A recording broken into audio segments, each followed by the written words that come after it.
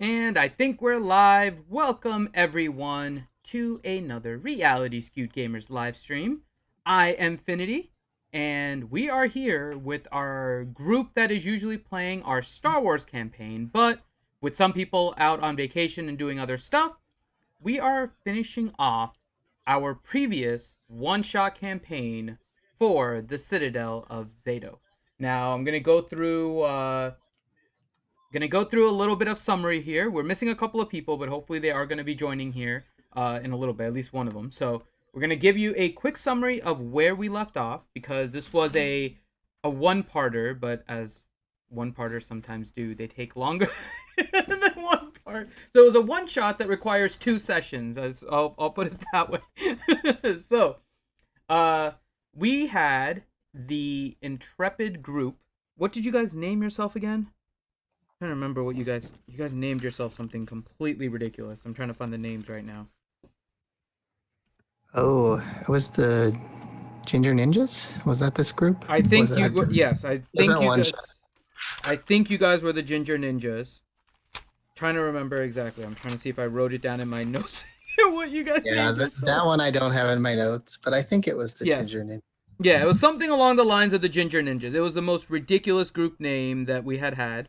And they had started in, and I'm gonna go back in here so everyone can see where we had traveled from. So you guys had originally started in the town of Timbertown. It is a small city along the edge of the continent here, and it's a travel city, pretty much with a dock that a lot of people come in to do trade, and they you guys had basically been here for a while as a group, being the local defenders. But it became known that recently, suddenly, people were disappearing. People would go out to get resources and they would just vanish and never return. One such person was a little girl that had disappeared, and the mother had put up basically a help wanted through the magistrate. And there was a fairly sizable bounty available for the person that brought them back. Our intrepid group here decided that they would take on this adventure and decided to travel all the way down to try and figure out where these people got lost. Not an easy task, not a lot to go on because nobody had really returned from this. And so they made their way through the forest, headed east out of town, then reached kind of a breaking crossroads, and knew that somewhere south into the massive thicket of the forest was where everything happened. Well, they continued all the way down and subsequently made their way down through the forest and found the Citadel. A structure standing alongside a clearing inside of the forest. Very odd, not expected here, but they saw what appeared to be maybe a previous dwarven fortress, dwarven tower, maybe elven. It was all stone structure, but it had been completely demolished. The top floor, which may have been larger than just 2 floors, but all you could see was the second floor, completely demolished. You could just see along the edges that it was. Is the Roll20 not updating, by the way? I'm trying to see. I don't think the Roll20 is updating. You guys are seeing the updated one, right? With where we are with the clearing? Yeah, I can see the tower. Yeah. Okay. I don't know why this one is not showing the clearing. Oh, I know why. Ha, I know why. Because I'm on my DM account here, so I get to never move with the player tab. That's why. Okay, so here, this was the clearing for all of you guys that are watching. So this was the clearing that they found. They found the Citadel, and it was broken basically on the second floor. The stones had completely collapsed. And oddly enough, the walls seemed on the first floor perfectly intact. They went to the door, they entered into the Citadel, and inside the Citadel, they came across many things where one of the most weird things was as soon as they entered, the door behind them was closed. So they were not able to exit in the same manner as they had come in. So they traveled, they fought some giant boa constrictors, they saw some other creatures that they decided to avoid. Maybe smart, maybe not, who knows. But they also came across a little girl. A little girl cornered inside one of these rooms, too big for these giant snakes to enter, and they managed to save her. It was little Arena Mughorn, the little girl that they were sent here to save by her mother, Samantha. But now came the biggest question: how the hell do they exit this tower? Because the exit was no longer available to them. So they continued to wander, they scouted, they saw some more creatures, but ultimately they came across this room that had a weird portal. And two of them got sucked into it. Another couple decided to wait to see what exactly was going to happen. They scouted around, decided that the portal was the best way to go, and they entered into an area that is very difficult to explain. They came down here. It felt like they were inside of a forest tunnel, but they easily lost track of where they were. They had to try to make sure they didn't lose their wits about them, were able to keep their direct direction, whether it was forward, backwards. It was very easy to get lost.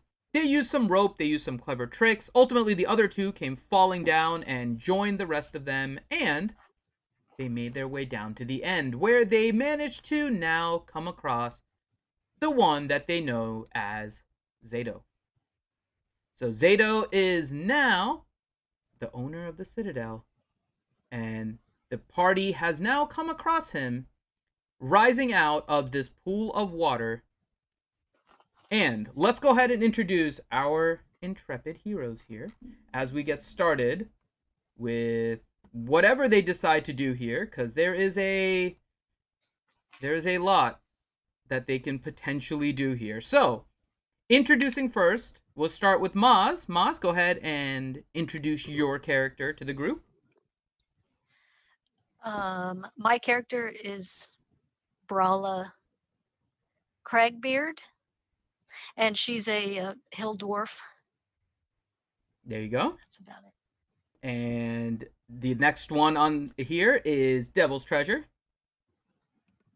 Yeah, I'm playing Zorus. She's a tiefling warlock. Okay. So we have those two. We have Teals, who had to drop, I think. He must be working on his connection. So hopefully Teals is... Oh, there he is. I think he's reconnecting. Yep, he's there with my internet. So Teals is coming back here. We also have two members, one of which is trying to make it here. He had an appointment that's keeping him a little bit longer. It is Grim, plays a human warlock named Steve. Of course, Grim plays a character named Steve, finally. And then the other one who will not be able to join us, so I will be playing his character kind of in his stead. He is a rogue, a gnome rogue named Topip the gnome rogue. And lastly, we have Mr. Teals, who is playing another person's character. I'll explain that here. So Teals, go ahead and, if you want, to introduce your character as you know him. As I've learned about myself, as I've had my memory imported into me, I'm playing Tim.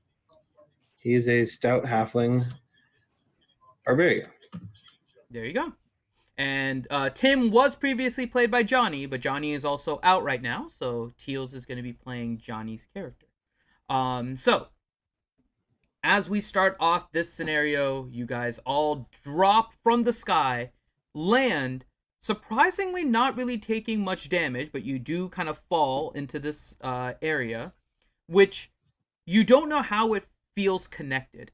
You went through that tree tunnel, and ultimately it felt like a disconnect. It felt like you warped down here and fell directly from the sky. You look around, you can't really figure out where exactly you came from. But when you had originally landed, there was a pool of water, and the pool of water started to swirl, it started to bubble, and up popped the one known as Zeto, who looked at the group and said, "Ah, finally, some guests. What brings you to my lair?"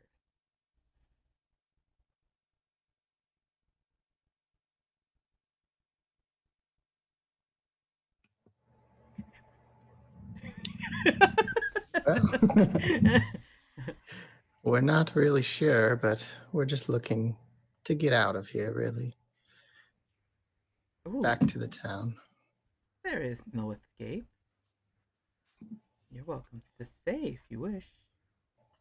Where exactly are we staying? With me. You're not my type.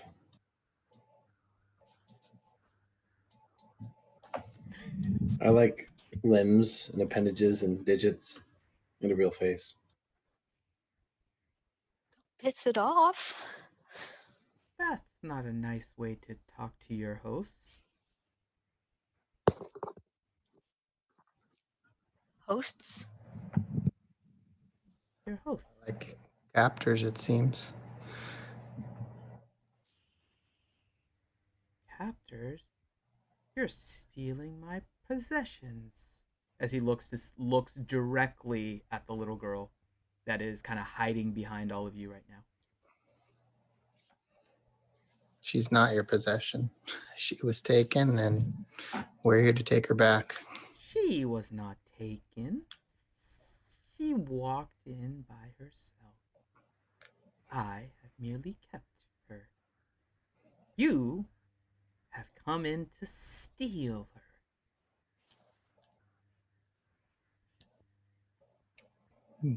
We're not here to steal. Dare you? And you see the water slowly start to bubble a little bit.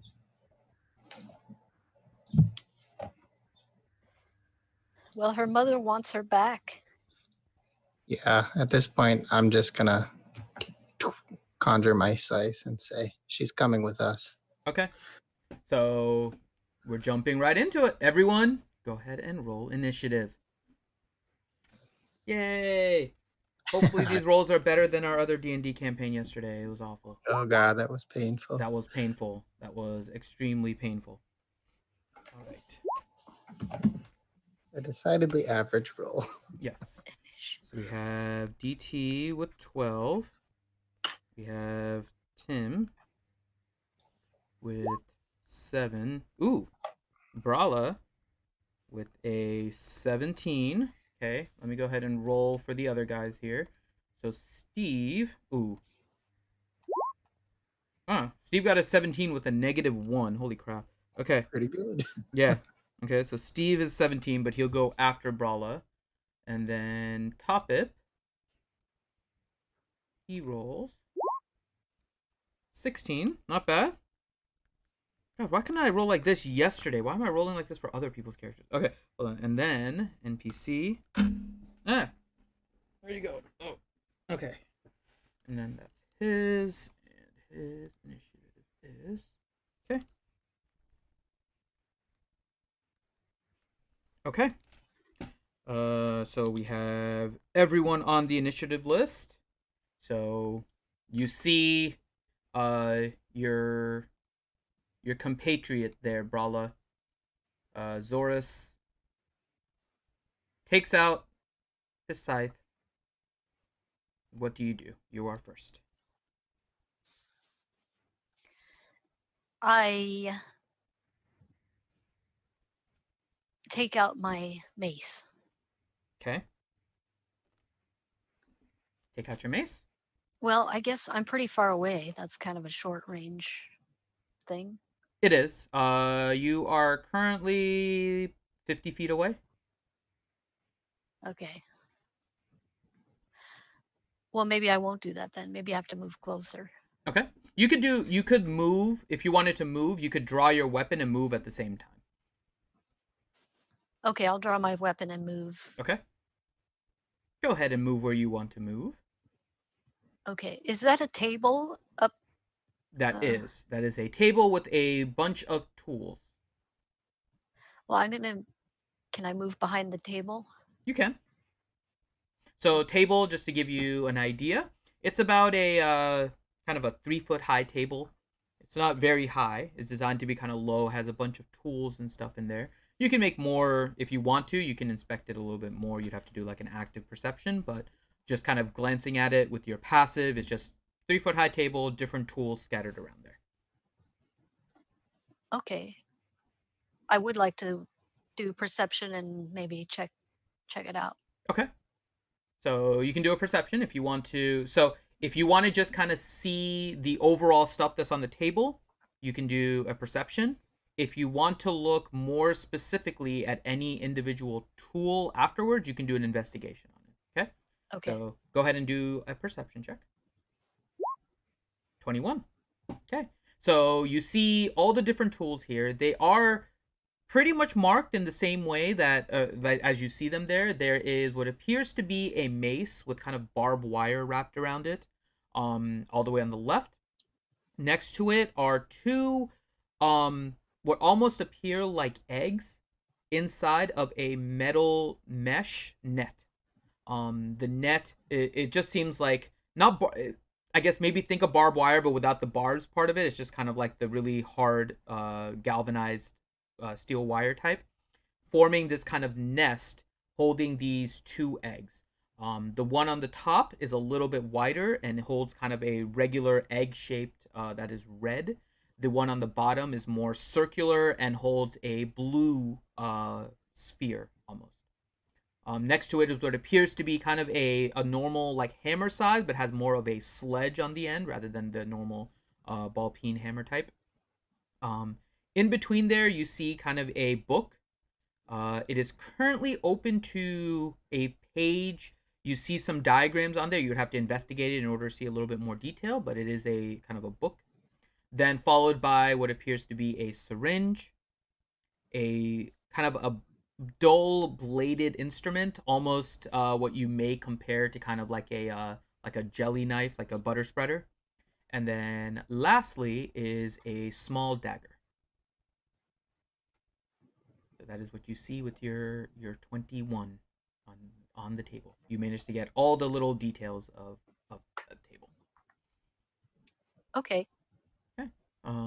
You still have a bonus action if you want to do anything. Can I do an investigation on the eggs? The Or one of investigation them? would be an action, so you wouldn't be able to do it on Oh, okay. on this one. So only if you have like another bonus action of some kind. Otherwise. Oh, okay. Nope, I'm done. Okay. So next up is going to be Steve. Steve, being the kind of cantankerous fellow that he is, has been kind of a ready to go type of thing. The scythe had been pulled out. So since the scythe is pulled out, he is going to... Yeah, I think he's going to jump straight into the battle here, and he's going to fire an Eldritch Blast. Let me just double check. That's what his character sheet says he would do. Let me see. Wait, he does... How does he not have... What kind of warlock is he? How is Grim a warlock without Eldritch Blast? Seriously. Worst warlock ever. Okay. So he is... he is going to start making his way towards... He grabs his longsword and proceeds to start making his way towards the middle. So he will move and go 30 feet. So he'll make it there with his move action.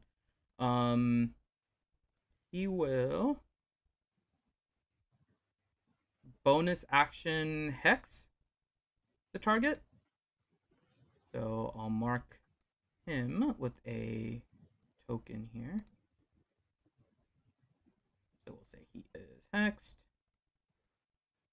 And as his action,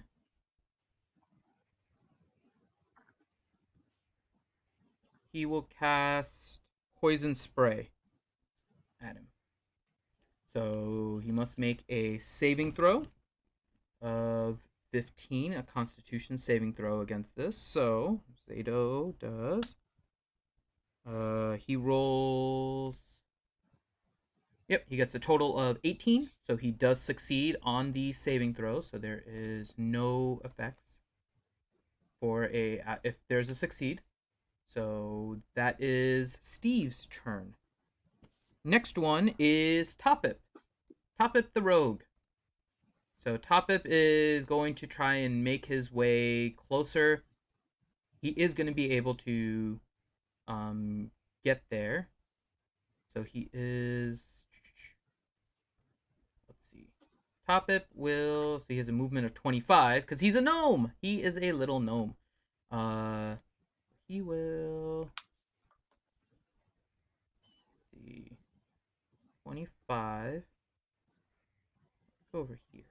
So he'll go 25, and then he'll use his action to dash. So he'll make his way over here, and he will use his bonus action to hide on this round. So his stealth check is a 25, so he's fairly certain that he's hidden at this point. Next up is Zorus. Okay, so one clarification. How big is this, like, wall or dais, this circle around The him? height of it. So the height like of it is just about 2 feet high. It's about Okay. 5 feet wide, but 2 feet high. So it's not crazy high. No, Okay. no. You could easily, even without, there's no check or anything. It's 2 feet high. You can easily, with your training as just being a combatant, you can make your jump on this pretty easily. Even for the halfling, got it. Even for the halfling. Even for the halfling. It's about However, half a halfling. you don't know about anything in the water, right? So keep that in mind. Yep, There's the water out there. Right. So I have the little girl. So I want to look in this corner here. Do I see, like, is it just an empty corner? Yeah. So you're just spotting from over here. Yeah, where I am. Okay. Do you have dark vision? I think so. Hold on. Tieflings have dark vision, right? Yeah, believe dark so. vision, 60 feet. Yeah. Okay, so you're good. So roll a perception check for me. Perception. 18. 18. You look back there. The way that the lighting is with the torches on the one side, it just casts a huge shadow behind the tower, but you do not see any person or thing in that corner. Okay, so I want to turn to Arena, and I'm going to say, get yourself somewhere safe. Maybe hide over there. We're going to deal with the bad guy that's keeping you here. Okay. And, For the sake of this, I will assume that Arena goes on the same initiative as you. She's Okay. she's Yeah, not gonna I figured do any just to keep it combat. easier. To keep it easy. So we'll say once you say that, she double moves and makes her way into the corner. Okay, yeah, just to hide. And I don't know if does that take an action or a bonus or anything? It would on my turn? be an action to do your perception. Okay. Talking to her is basically a free action, so that's fine. Sure, So you still sure. have your Okay. movement bonus. Sounds good. So I want to move up over here then, by whatever this thing is. Okay. And I think that's, sorry, I have to refamiliarize myself with this character because I don't think I can do anything on a bonus action. Warlock, you could hex, but I think he's already hexed. I actually didn't take hex. Oh, okay. So if you didn't take hex, then you probably did. Yeah. Yeah, so I have Misty Step. That's about it. I don't want a Misty Step here. Okay. So that's fine. I'll just move forward, and that will be my turn. Okay. Next up is Tim. Now, Tim, you've been watching. I know this all happens in the same round, but you're falling a little bit behind everyone, right? Because you're going to go last amongst the group. He actually rolled a really bad initiative, so he's going after you. But you can roll a perception check here for free. It's not going to count as an action, but go ahead and roll a perception check for me. 13. That's the wrong roll. Yeah. Much better. Wow. Okay. So, as your party is starting to move into position, you're watching Zeto. His eyes are darting very quickly. you notice this, like it's not even a blur to you. For some reason, you just completely focus on it, and what would otherwise appear as just his eyes maybe seeing very cloudy or him doing something, you're actually seeing him watching and tracking every movement of your group. Looking at it, it doesn't seem like he is bothered at all right now with any of you doing it. Give me an insight check also for free here. Since you rolled a natural 20, I'll give you a little more. 13. Good enough. So you can tell that he is very much holding back right now, doing anything. Like you could feel like he is ready to do something upon the first thing that you guys do, but he hasn't done anything yet intentionally. So I will. That's the information you have before the start of your round. All three just kind of watching as the rest of the group is making their way forward. Oh, great.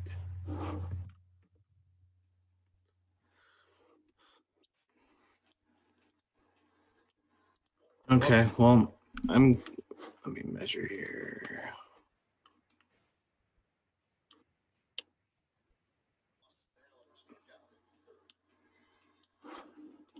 Move up to the end of the table here. Okay. And at the same time, I'm going to be yelling to the group and say, this guy is more powerful than we see. He is legitimately tracking all of us right now with complete calmness. And he seems to be at the ready for anything that would happen without surprise. Okay. Just So you guys all be hear wary. that? Yep. Anything else, or that's going to be it?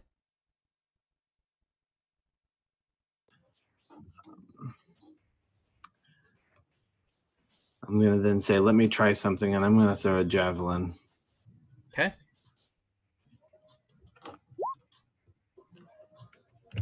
16 just misses.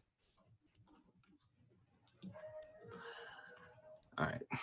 So you'll see as you throw your javelin at him, it comes right towards him, and you feel like it's going to hit him. Like you think you have him right kind of underneath the neck, and he just kind of barely moves away. It kind of flicks one of his fins. Doesn't seem to do any damage, but you feel like you almost had it on that one. Amazing reaction. Mm-hmm. He's good, guys. Okay. So I think that's the end of your turn, right? Yeah, I'm So done. now it is his turn. So he begins to look at all of you guys. And suddenly his mouth begins to open. And you see building up inside of his mouth a crackle. Starts to crackle and slowly glow blue. And he casts something at the direction of the one that just threw something at him, which would be Tim. So now I'm gonna roll.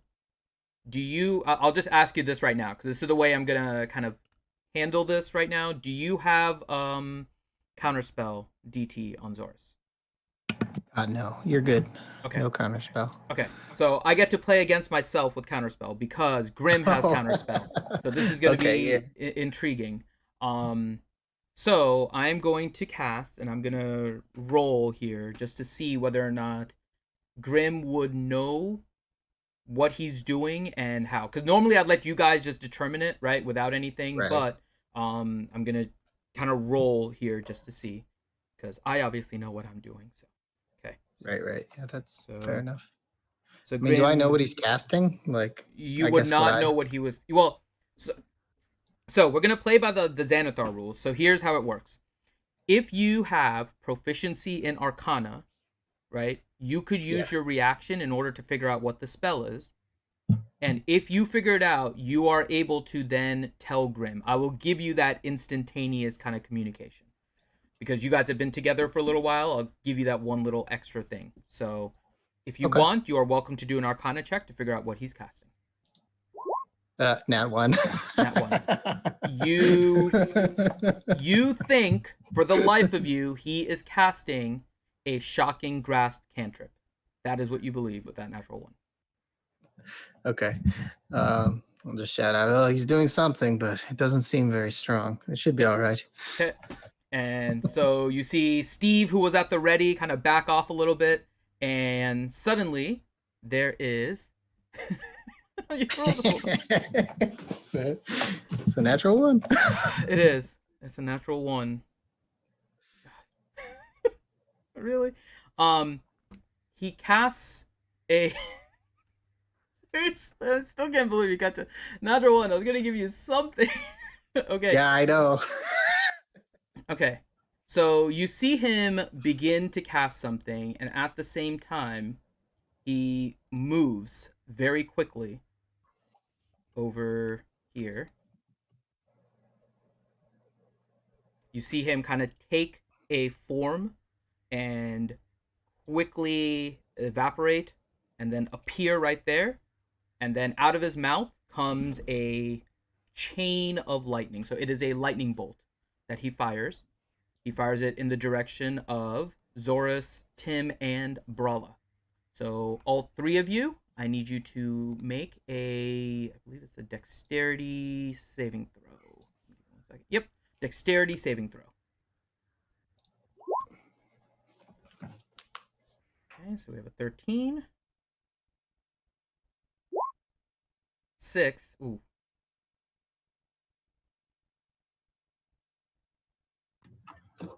I didn't do a All right, save. I have advantage. Oh yeah, on you that didn't do a with- save. Do you have a bonus to your save, That's kind of Maz?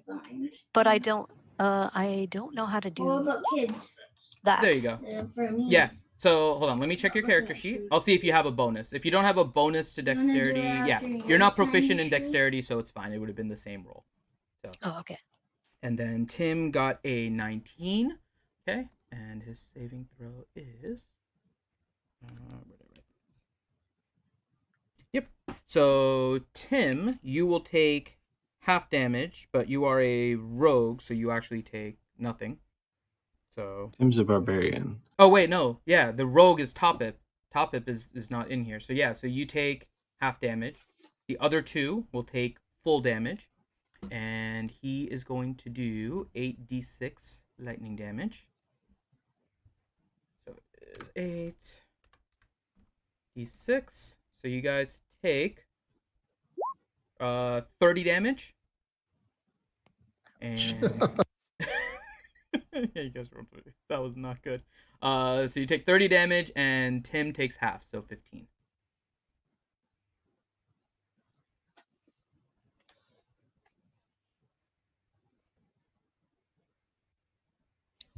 And I guess I was wrong, guys.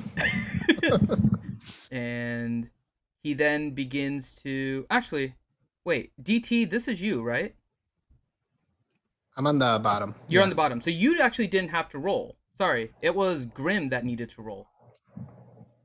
You're Oh, fine. really? Yeah, because you're over here. He fired it in the up direction. And Oh, I just assumed it was like a cone. Okay. no. It's a straight line, so it's these 3. So you actually don't take the damage. Steve has to Oh. roll. So let me roll a dexterity saving throw for Steve.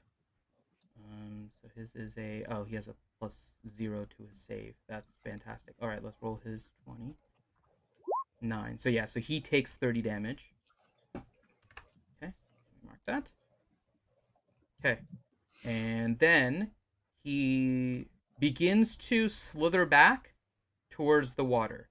So now, Zorus, if you would like, since you already drew your scythe, you do have a chance for an attack of opportunity on him. Okay, great. Yeah, I'll swing. Okay.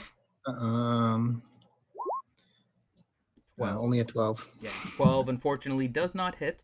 So as he begins to slither away and try to make his way back into the pool of water, you take your scythe and you try to swing at him, but he just too slippery right now, having just come out of the water, and he is back floating on top of the water, and your scythe not making contact. So we are back at the top to Brala. Okay.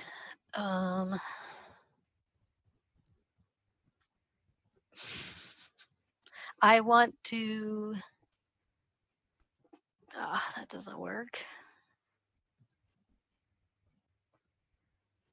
Just as an FYI, make sure you check your equipment list, 'cause I'm pretty sure you guys bought some healing potions before you left. So make sure you have those tracked in case you Okay. need them. Yeah, I want to say we had 3 total because it was 1 less than the folks we had. Yes. Yes, that's what I believe you had to. So I think you each distributed 1 to each of you. So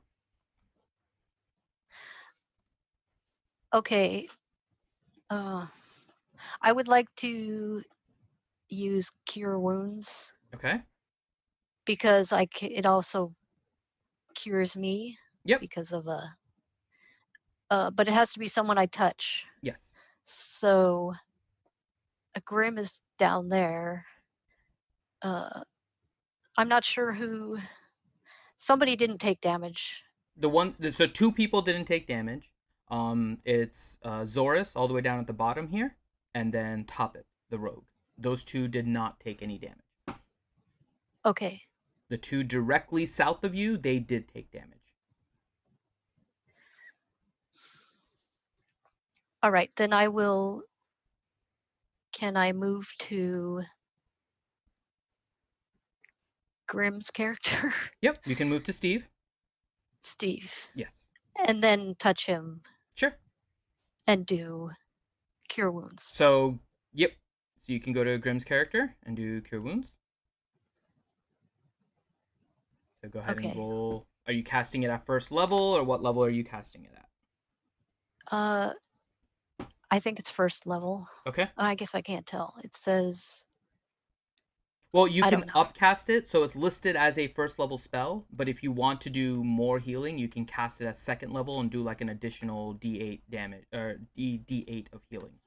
So it just depends which spell slot you want to use. Okay, I will use the second level. Second level, okay. So you can roll 2d8 plus your wisdom modifier, and that's how much you will be able to heal. 2d8. And then your modifier, which I think is a +3. I think it's a +3.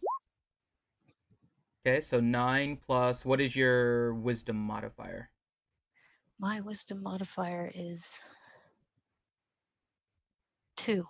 2. So 9 plus 2, so 11. So that's 11 points of healing to Steve, who is definitely grateful for that. Okay. Okay. And 11 points to me. And yep, then you'll get your healing too. Okay. So you did your. That's it. You did some of your move. You're welcome to move again because you only moved 15, 20, 25. So you have 5 more feet of movement if you wanted to move anywhere else. Let's see.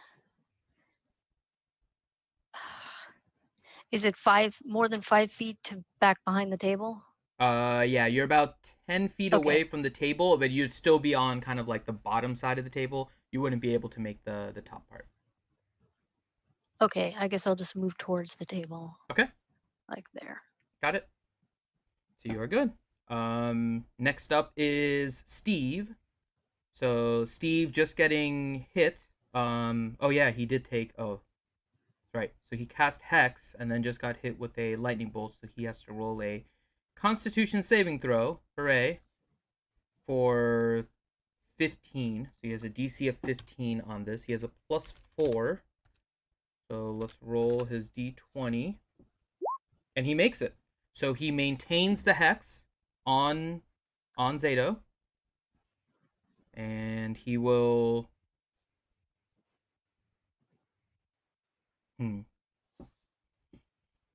He is going to... He's not able to get...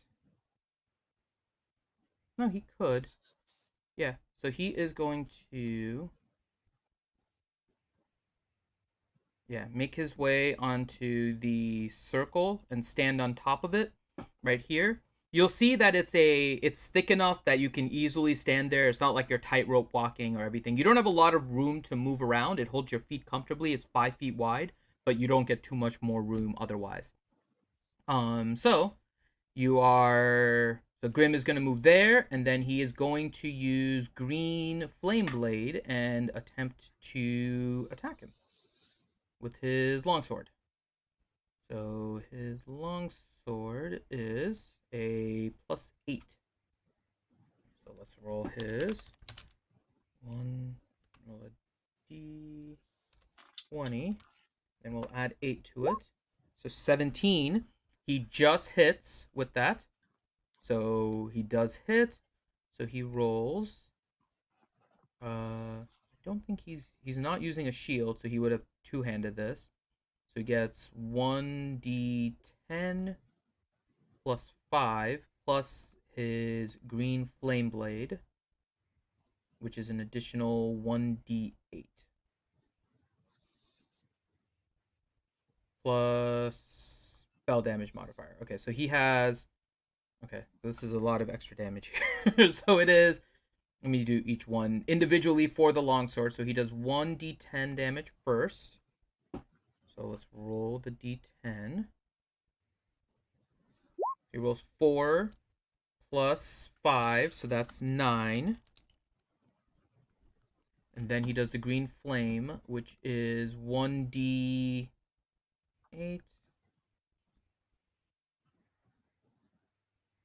Yep, 1d8 plus the spellcasting modifier, and his is +4, so it'll be 1d8 plus 4 additional damage. And you rolled a 3, so it's an additional 7. So 16 points of damage on that one. Okay. You can see that he was hurt, but he's not... he's still plenty fine right now with where he is. Definitely landed. All this damage definitely landed. You don't notice anything different. Okay. So that is Steve's turn. Next up is Topip. So Topip is going to pop up here and jump on top and attempt to attack, coming from a stealth position. So hoping that he is still not seen. And he's going to roll an attack with his short sword. And a 24 does hit. So he gets his sneak attack damage plus his damage. So he does a total of 21 damage. Ah, rogues. And he is then going to... let's see. He is going to bonus action disengage and use the rest of his movement to move over in the back. Over here. Hiding behind, but not actually doing a stealth. But being a gnome and having a 2-foot barrier, he basically has half cover with this. So his AC is a little bit higher from where he is. So that is Topip. Next up is Zorus. Okay. So what is this next to me, by the way? Is this just like a fire pit? Yeah, you can so quick glance, it's a bunch of logs with with fire on it. So the logs are currently on fire. There is what appears to be a metal ring around it. If you want, you can do a perception check to look at it a little bit more, but basically what you see is kind of like a metal ring up on a little bit of they're on 4 legs, and they're a little bit above the flame, and then there's logs with the flame underneath. And then okay, up top, yeah, there's a ball of mesh, kind of again the same kind of metal mesh that was used on the other table, kind of to make that nest for those 2 orbs. That is what is up there. It's kind of, but it's more of a spherical thing. It's not solid like the other ones. It's a big hollow kind of metal sphere of mesh. Okay, yeah, that's fine. I want to make sure I'm not standing next to giant spikes or anything. Yeah. Okay, cool. I'm gonna go ahead and I think I'm gonna engage. So Okay. I'm gonna move up. This is this like on the ring in melee range? Can we So reach? that one you're gonna have a hard time reaching him. You could move to the one over here, and you'd be fine. But the ones over here, they're a little bit too far unless you have a 10-foot reach. I see. No, I don't. So, okay then. So I will just move over this way. Okay. And I'm just going to fire an Eldritch Blast at him. Okay. Since I'm not quite in scythe range. That will do 24 to hit. 24 does hit. Roll your damage. Oh, wait. I have to hit twice, actually. Oh, 27. They both hit. There you go. So 11 and 9. So 20 total. 20 damage. Okay. He's still up, but you're starting to see the effects of him. So, okay. That is your turn. Anything else you want to do? Yeah, so I'm going to use it's an at will, but I'll use it as a bonus action. My Eldritch Sight, just to look around the room and see if I notice any like magical aura around specifically this pool that he's in, or if I see anything else stand out. Magical. So it's basically a detect magic that you can see? Yeah. And it's Yeah, 30 feet, right? Good question. Hold on. It just says detect magic spell. 1 second. Let me check the spell. I believe detect magic is a 30-foot cone. So yeah, 30 feet. 30 feet. So within your 30 feet, the water does not appear to be magical. He, however, is radiating magic. And yeah, so you don't see any magic on the water itself is not magical. Okay, and like the stone around it is just normal stone, nothing. Correct. Okay, cool. Then that's my turn. Okay. Next up is Tim.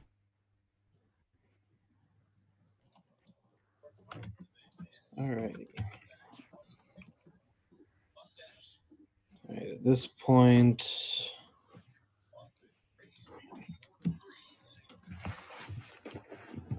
go ahead and run into melee range. Okay.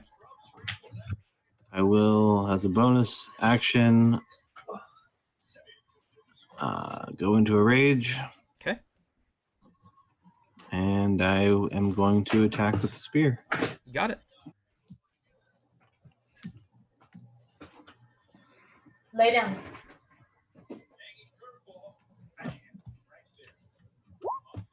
Natural 20. Okay. Nice. Roll that beautiful barbed damage.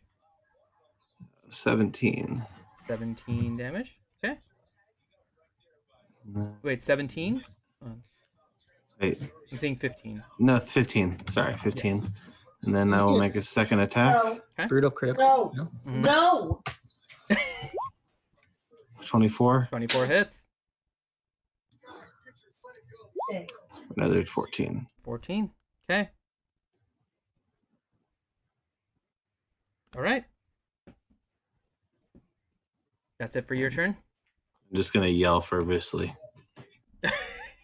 You get the angry yell of a barbarian. Rah!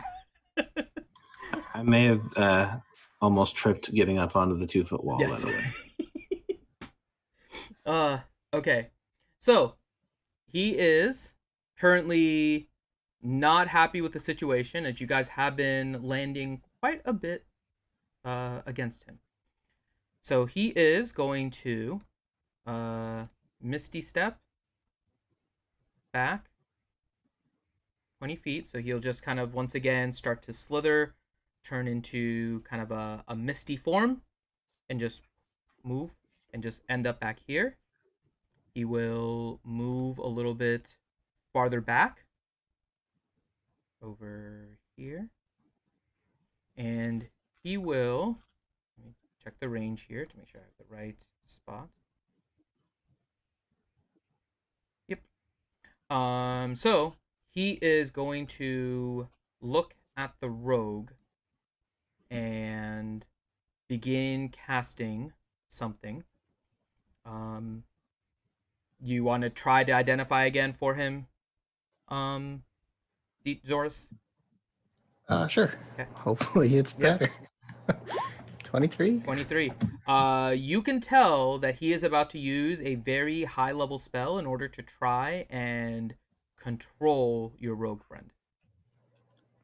Don't know the Okay, specific spell, but you know that that's what he's doing. So I'll shout out to Steve. Mhm. I'll say, Steve, he's trying to turn Toppip. Stop him. Okay. So he will then use his counter spell. His max level is a 3rd level spell.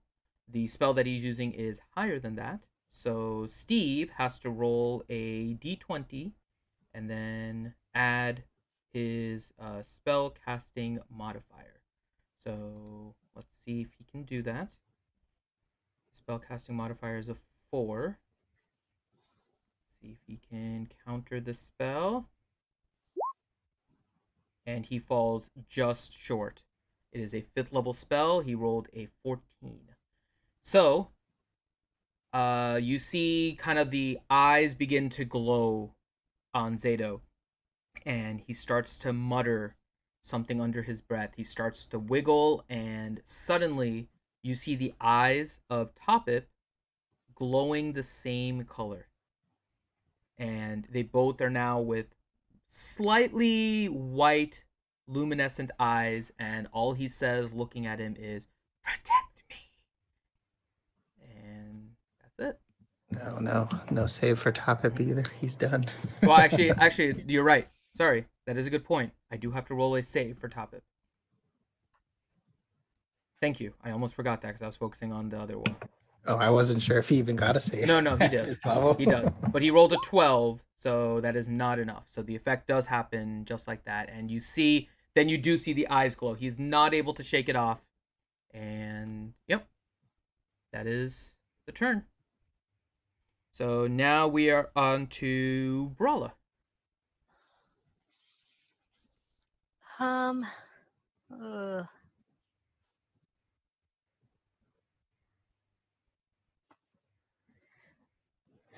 okay. I have no idea.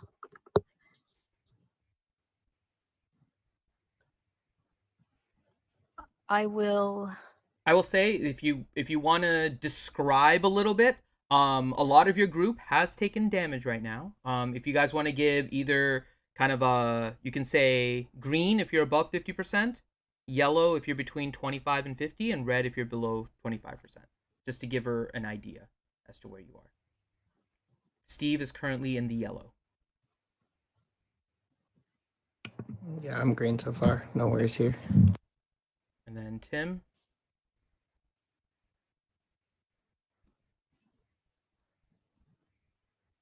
And then Toppip is green. Toppip is good right now. Okay. Well, okay. I'll pick something. How about a beacon of hope?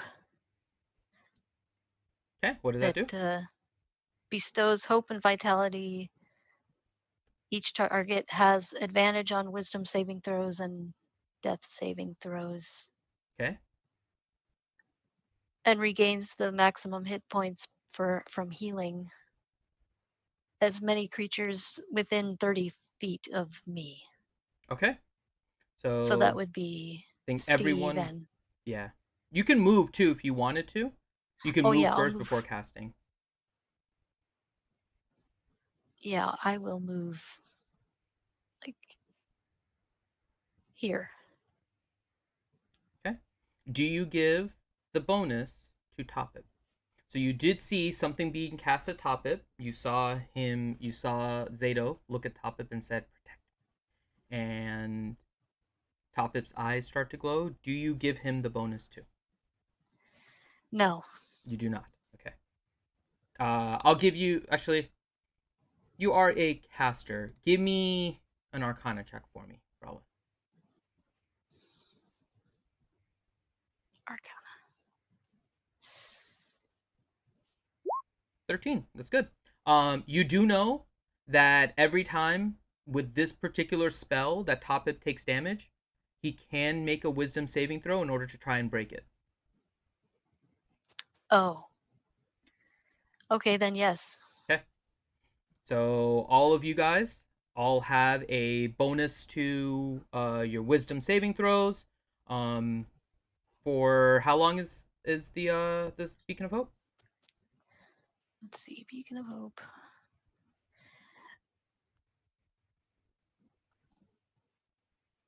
I don't know. One action? It is it's up to 1 minute. Yep, 1 minute with Okay. concentration. So I will put a little thing on your token. So you do have a concentration effect going on. So if you do take damage, you will have to roll a concentration saving throw to make sure that you maintain your concentration through it. Okay. Okay. So you've cast Beacon of Hope. All of you guys make sure you remember that you have your bonus to wisdom saving throws, and you have how many temporary hit points? Or you gain maximum hit points for okay, so anytime you get a heal. Okay. Okay. So there you go. You guys currently have Beacon of Hope. Okay. Anything else, Brella? No. Okay. Next up is Steve. So Steve, now having used his counter spell, is going to try and make his way over to Zeto again, but he is not able to make it all the way there. So he's going to move 80 feet, and then he is going to try once again to cast Poison Spray on him. So he's going to cast Poison Spray, and it's a con 15 saving throw, and he fails this one. So, but you guys can see this now. As the Poison Spray comes out, it goes and it hits Zeto. But the poison seems to have no effect, and it starts to just kind of drip down, just like you threw water on a whole thing of oil. Like, it has no effect. So all of you guys are pretty sure now that he is immune to poison. So keep that in mind as you're doing that, but Poison Spray does not work. And that will be the end of Steve's turn.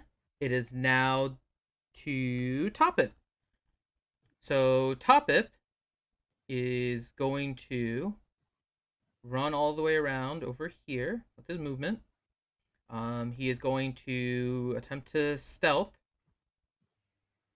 right behind Tim. Actually, let me see what the distance is here. He was over here. Cause yeah. Okay. So he is going to try and like crouch his way all the way over here towards Steve, because Steve is making his way towards Zeto, who he was now told to protect. And he's going to attempt to stealth here. So he is going to, let's see what Toppip is able to stealth. Has to be higher than Steve's passive perception in order for him to be able to spot him. And Steve does not. Steve is focused on Zeto. His passive perception does not pick up Toppip. So Toppip stealth, makes his way all the way down here, and proceeds to take an attack on Steve. So he's going to attack with advantage, since he was not seen by Steve. So his first attack, so he rolled a 26. So 26 does hit Steve, and he takes, so he does have sneak attack damage. So Steve takes, oh wow, that is some crappy sneak attack damage. Alright, that's 15 damage to Steve. So Steve is more hurt now. Still up, but definitely very hurt. And that is it for Toppip. So you guys now all see, like, you saw the eyes glow before. You didn't quite know exactly what it meant. And now you see Toppip just run over to Steve and just go, like, right in his side. And you see Steve, like unexpectedly grabbing his left side, having a short sword just plunged in by Topip without any expectation, and Topip just almost mindlessly is just looking and just staring at Steve right now. So next up is Zorus. All right. Well, he is an elusive bugger. So, oh, nice. Hold on, I gotta turn up the music. Okay. I had this set up Yeah, and didn't. it was turn pretty up. loud. Yes, I know. I turned it it's down. good. Hold on, I gotta set it up there. It is a good song. Okay. Hopefully you guys hear that. Yeah. That's much better. Yeah. Okay, cool. So I'm gonna move up. Just a cursory glance. What is this like Pokeball type thing? Do I see anything crazy popping out of it? Like that's. I'm not inspecting it. I'm. Oh, just, this right here. Yeah, whatever this thing is under him. So like it appears to egg. be another thing that is a egg in shape, but split open. You can do a more investigation if you want to see more what's inside. You don't see any particular object or anything like that. It just appears to be kind of a cracked shell. Okay. Yeah, that's fine. I'm definitely focusing on him. I'm just making sure there's not like. I'll say, something give crazy. me a. What is your passive perception?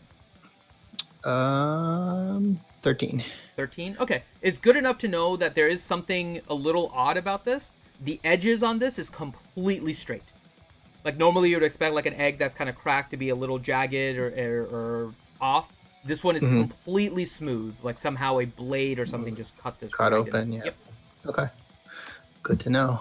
Cool. All right. So I moved 30 feet closer. I'm just gonna fire another Eldritch Blast Go at for it. him. All right. Ooh, both ends of the spectrum. Wow. So I have one crit, but one critical Okay. fail. Yep. Go ahead and roll your damage first on the natural 20. 17 total. 17. Okay. And then roll a. Hopefully, I'm hoping he has to make concentration checks on his He charm, does. but I don't. He does. All right, cool. So go ahead and roll a d6 for me. Yeah, this is the fun one. Mhm. 1, 1. double 1. Roll your damage.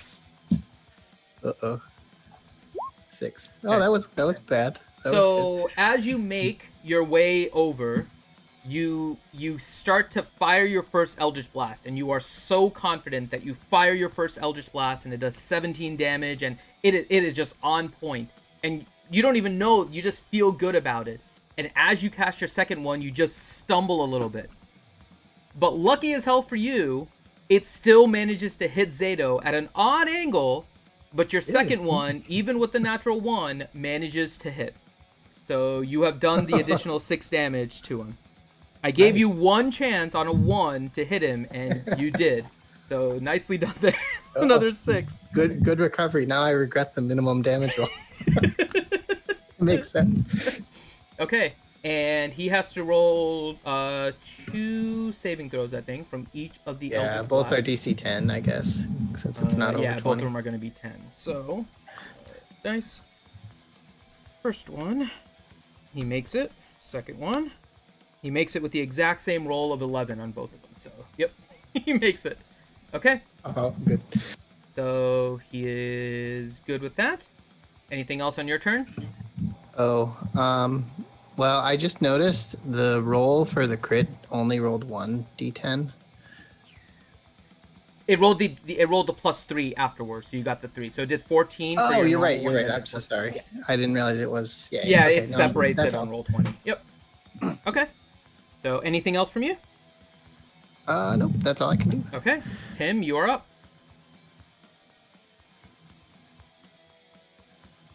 All right. He had to go far away, didn't he? Mm-hmm. All right. Which one's the rogue? The top one? Yes.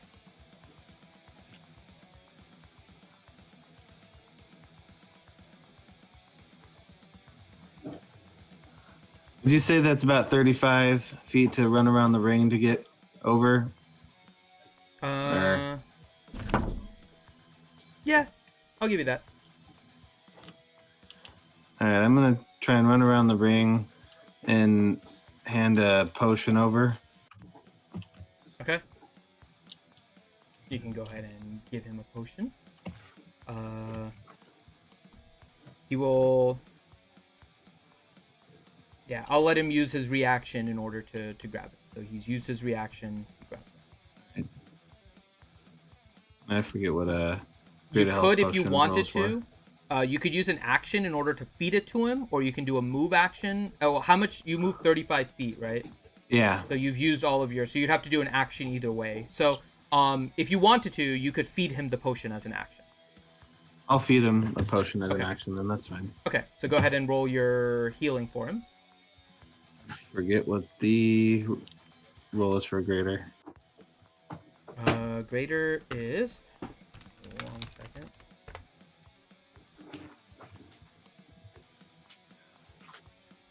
Potion of healing. Greater 4d4 healing is plus 4d4 plus 4.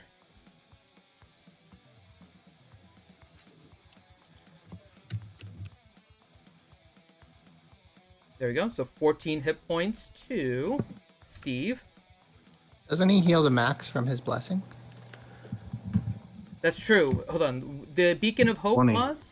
Is it, yeah, it would be 20, I think. Or I think any it's any healing. source, right? It's not a... Yeah. Yeah, perfect. You're So correct. 20. So yeah, so you'll gain 6 more. Beautiful. Very nice. Beacon of Hope is awesome. Very nice there by the cleric. Come on. let's And then I'll keep just this give a up. stony glare to a rogue. Okay. All right. So that brings us to Zeto's turn. So Zeto sees you healing.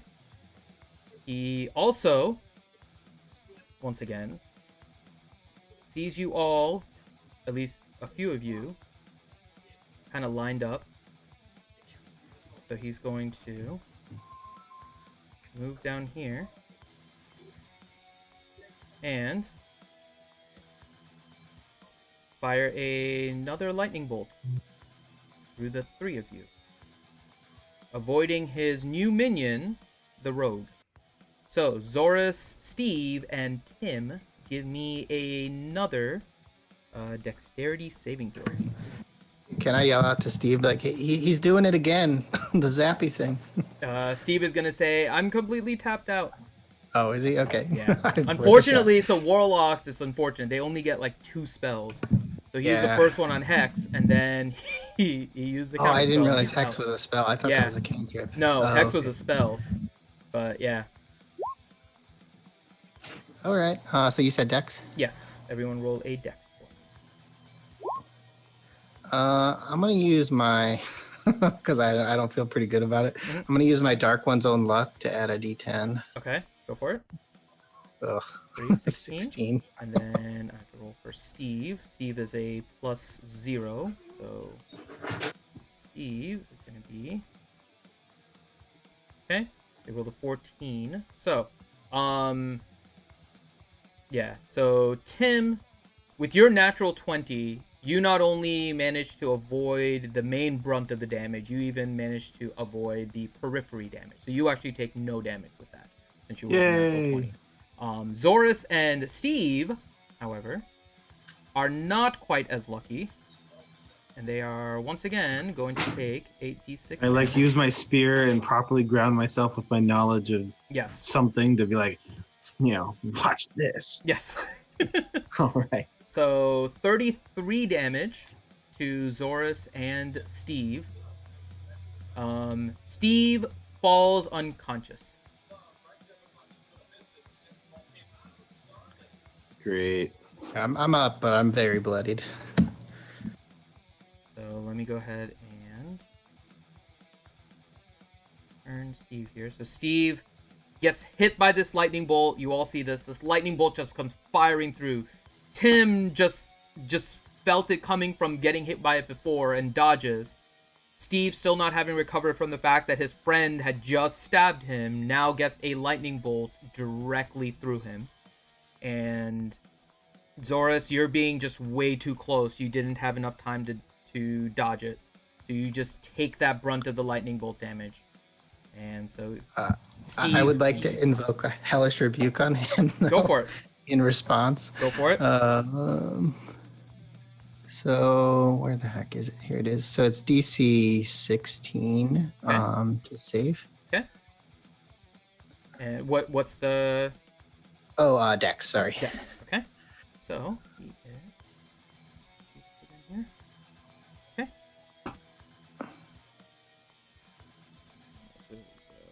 There it is. Yeah, he got a 24 total. Okay, so he's gonna take half. Take half, okay.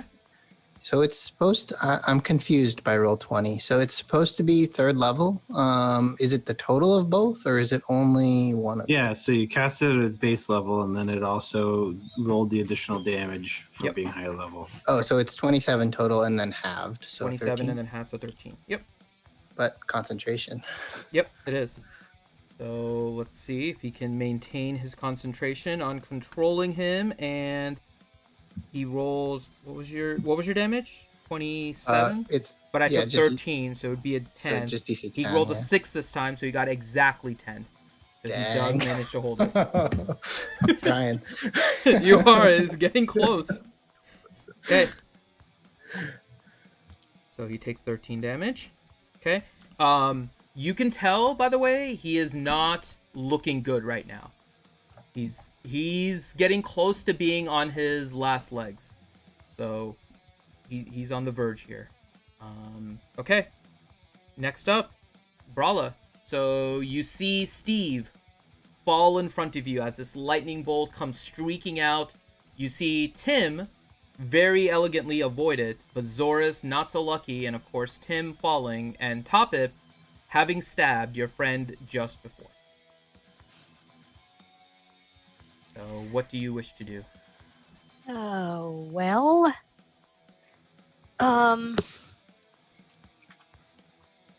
Shoot. How low is Zorus? Is Zorus okay? I'm pretty bloody, but I'm standing. Steve is downed.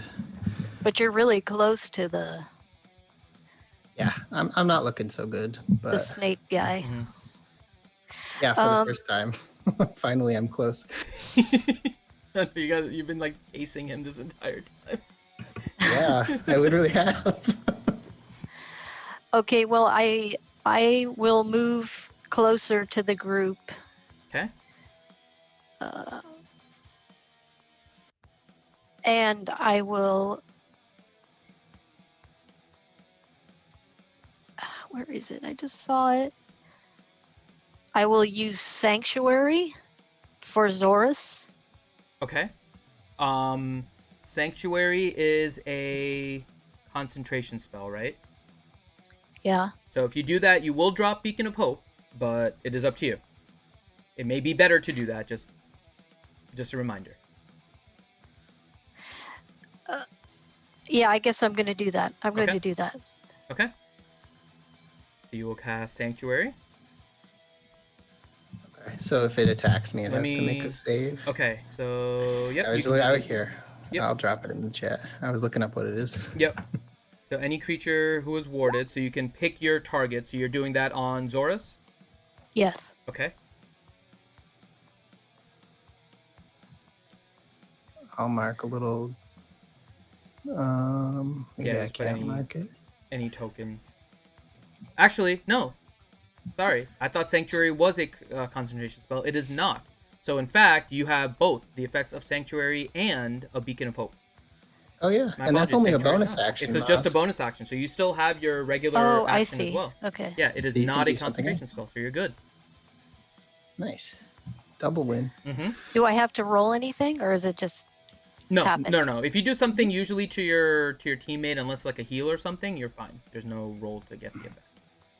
okay? And that's all I can do, right? No, Or... you still have your action. So you've moved. Sanctuary Okay, is a then- bonus action. So you can do an action. You can cast a spell as long as it's a cantrip. Or you can do a attack or something like that. Or you could continue to move again. I want to. Oh, not that. Durgan. No, Maz, that's how you get the Rona. Stay away. You're awful, Dragon. Social Awful, Dragon. distancing Yeah. from the area of effect. Okay, I guess I will, because I can't figure out what to do. I will. Oh, And that's if you dumb. have like a quick Okay, heal or something, that's always good right now. Like a healing word maybe to get him up, something like that. I don't She know. used her bonus action, so she doesn't have a ranged Oh. one. You could move closer to him so that next round you could do like a cure wounds on him again. You could also, if you wanted to, so something to keep in mind, if he gets attacked again and takes damage even from range, that is a failed saving throw. So if you wanted to, you could stand in front of him and provide him some cover since he's down and make sure that he doesn't take any damage so he doesn't get a failed saving throw. He's going to have to roll anyways unless he gets a heal. So At least he has advantage. yeah, he will. No, he doesn't have advantage on the death saving throw. And the Beacon of Hope, yeah, it gives him advantage. On the death saving throw, it does? Mm-hmm. Yeah, Oh. it's a really good spell. That is really good then. So yeah, that's even better. I know I knew the wisdom, but yeah, that works out even Yeah. better. Okay, I just moved there. Okay, That's all. there you go. Okay, next up is Steve, and Steve has to make a death saving throw with advantage. So let's go ahead and roll 2 d20s. And both are succeeds. So he does succeed his death saving throw. So we are good. Next up is Topip. Topip seeing the other guy now trying to heal the one that he just took out is now going to attempt to attack Tim. So Tim, give me 1 second here. Do one thing here just to get my windows set up correctly. And then we're gonna have Tim attack, or Topip attack Tim. And Topip, or Tim, what is your AC? 17. 17. Okay. Yeah, Topip. You are not surprised by him at all, since he already attacked one of your teammates, so you're kind of expecting him. So yeah, there's no advantage on this one. It is just a straight attack. And come on, character sheet. The character sheet is not loading right now. There we go. Okay, so first attack is a 10, and then the second one is a natural 20. So the second one goes with his offhand, with his second attack. So he will do... So he completely misses with his first, but then with his bonus action, he uses his 2-weapon, attempts to do his damage. He doesn't get his... Does he have 2-weapon fighting? I don't think he does. So he just gets the additional damage with it. So that is...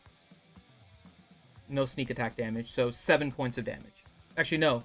Subtract 5. So 2 points of damage. And then that's what, slashing? That is piercing damage. Okay, half it down to 1. There you go. So you take 1 point of damage. Was that a crit that did 1 damage? That was a crit that did 1 damage. That is correct. That is 100% correct. Rogues going up against a barbarian is not usually the best thing for them. So, yeah. So And Roll20 is freaking out, and I can't even see my character sheet anymore. Yeah, I mine know just where I'm was at. giving me server errors too, but yeah, me I just too. got a server error from them too. It's all on the screen right it now. seems like it's back. Maybe try again. Yeah, it's back now. All right, down to 49. Cool. Okay. And Topip will stay there and just kind of glare at you mindlessly for the rest of his turn. So that brings us to Zorus. Okay, cool. So remind me, Finn, to chug a potion, is that a bonus or a regular action? So for yourself, it is a bonus action. If you want to feed somebody else a potion, it is an action. Okay, no, I'm gonna drink my potion. It just says so. The potions we bought earlier, were they just regular healing potions? I just wrote think you down got heal- two. I think you got two regular and one greater, and I think you gave the Okay. greater to Grimm's character. That's what Teals used earlier to. Oh no, Yep, you yep. used it to Johnny's character. So yes, Yeah, I think okay. you have a regular. Okay, cool. So I'll drink that, which is 2d4 plus 2, so it's just plus 10. Yep. nice. Yep. Straight plus 10 because you have Beacon of Hope. Yeah. Okay, cool. And now, finally, I'm gonna engage this elusive bugger in melee. Okay. Although roll 20 is freaking out again. I don't know Yeah, I if it know. updated. I'll move you closer. Are you going to be in like the middle, the top, or the bottom of this front side? Yeah, right in the middle. In like the middle. Okay. So I moved you Well, there at least on actually- the screen. So Okay, yeah, I don't know if I can reach a side angle, so I'm not. directly. I guess if in I can go to front, the bottom, Let's see. You I could. don't know.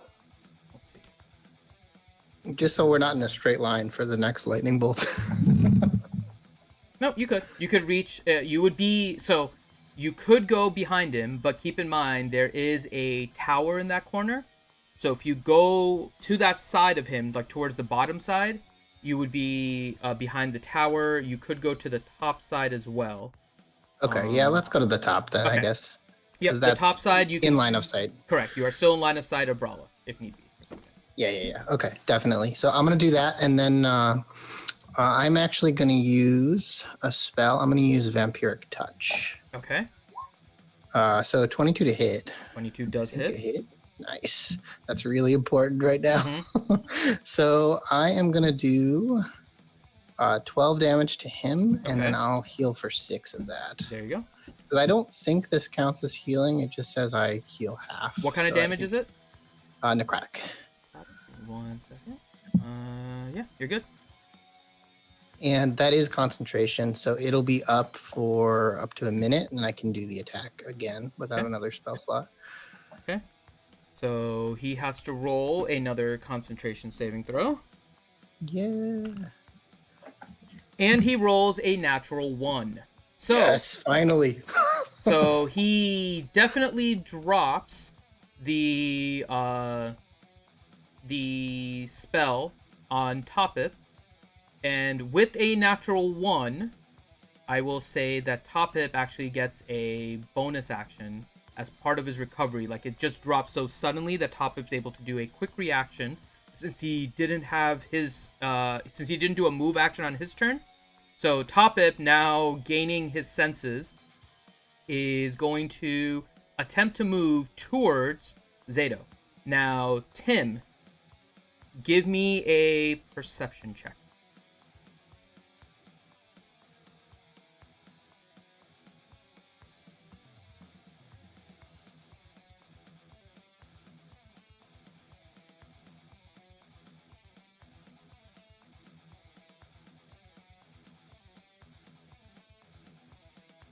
Teals?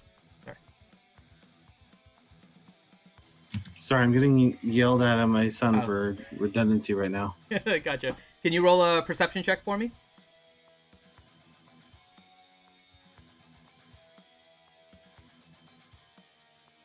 I'm gonna go check on them. Okay. I'm just going to. No, it's not your turn yet. But I just need you to roll a Well, it's not working. 15 plus 2. 15 plus 2, 17. Okay. Yeah. So without that, so this is what you see, right? You see Zorus go up and touch Zeto, and clearly there's a magical influence. There's a blackness that comes out of his hand and shoots through him. You see kind of a life transfer of sorts, and yeah, so you see him cast something. As soon as he does that, you saw before that Topip previously. By the way, you can roll. I trust your rolls. You don't have to set up your camera or anything for it. It's fine. Okay, fine. I was trying to figure out what you were doing, and I just realized what it was. I was like, no, you don't have to bother. It's fine. So yeah, you can just roll in like roll 20 and just tell me what it is. That's fine. I know roll 20 is being funky.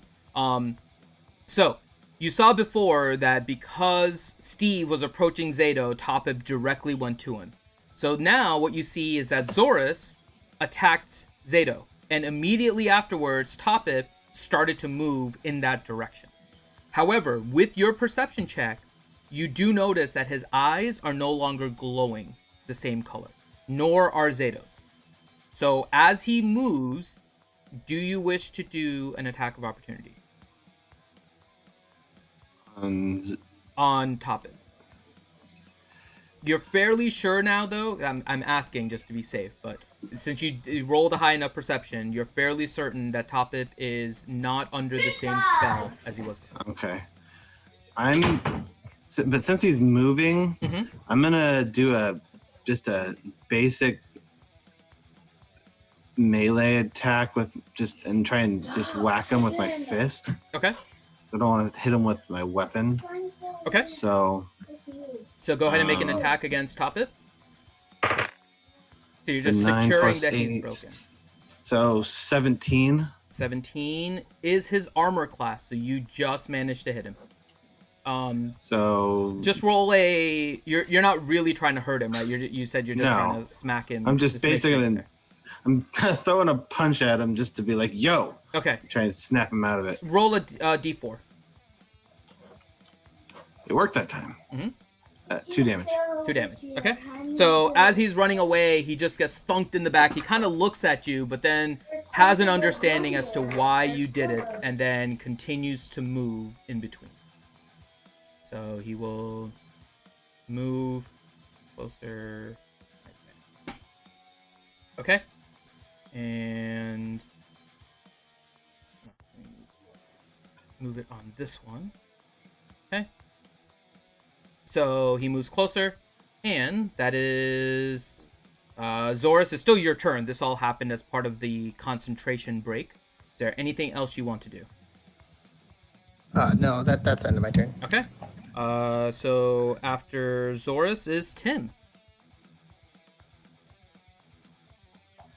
What the hell? All right, I'm gonna charge in on Zorus. What the hell just happened? Okay.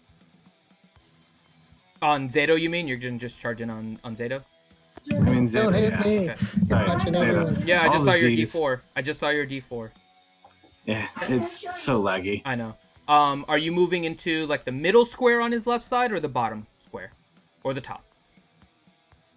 I'm gonna come in on the top. On the top square, okay.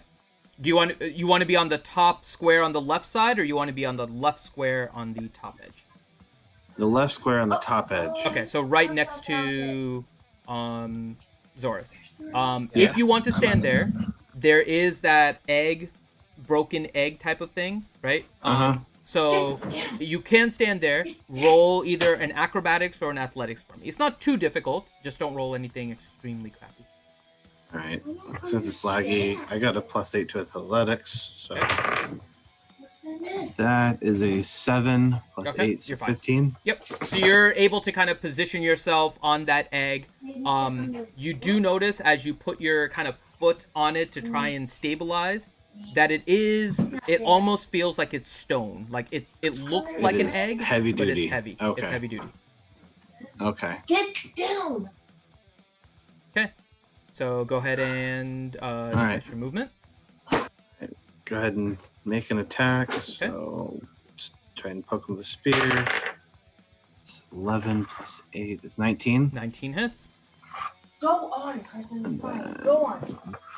D8. So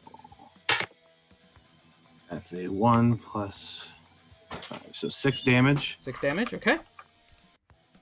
Plus 2 rage. So 8. Okay. And then second attack. 9 plus 17 to hit. The 17 just hits. Okay. 7 damage plus 5. That's 12 plus 2 is 14. 14 damage. Okay. Okay. He is really, really bad right now. Okay. Anything else? I don't think I can do anything else, can I? No. Okay. Wait.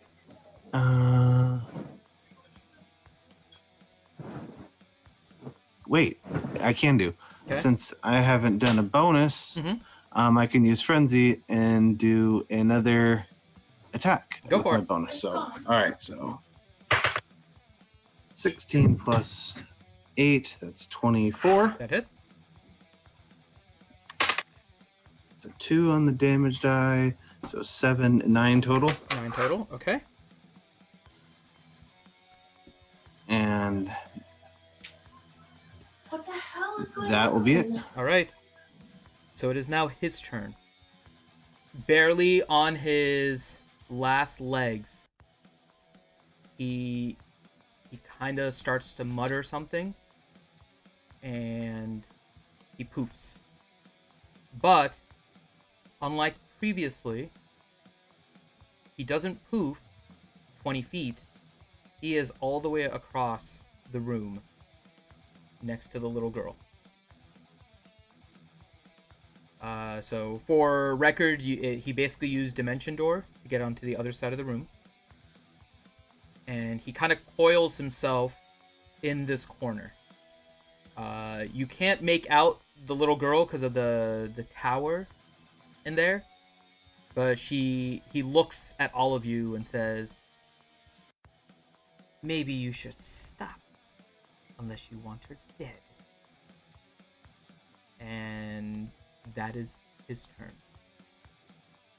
So, Brala. Does Dimension Door invoke any opportunity attacks? Or no? No, the No. spell casting doesn't. Okay.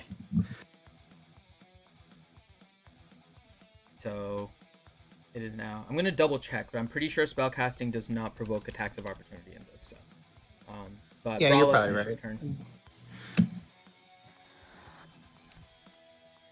Okay.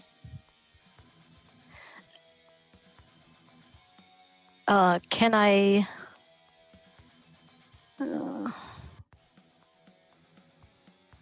Can I move towards the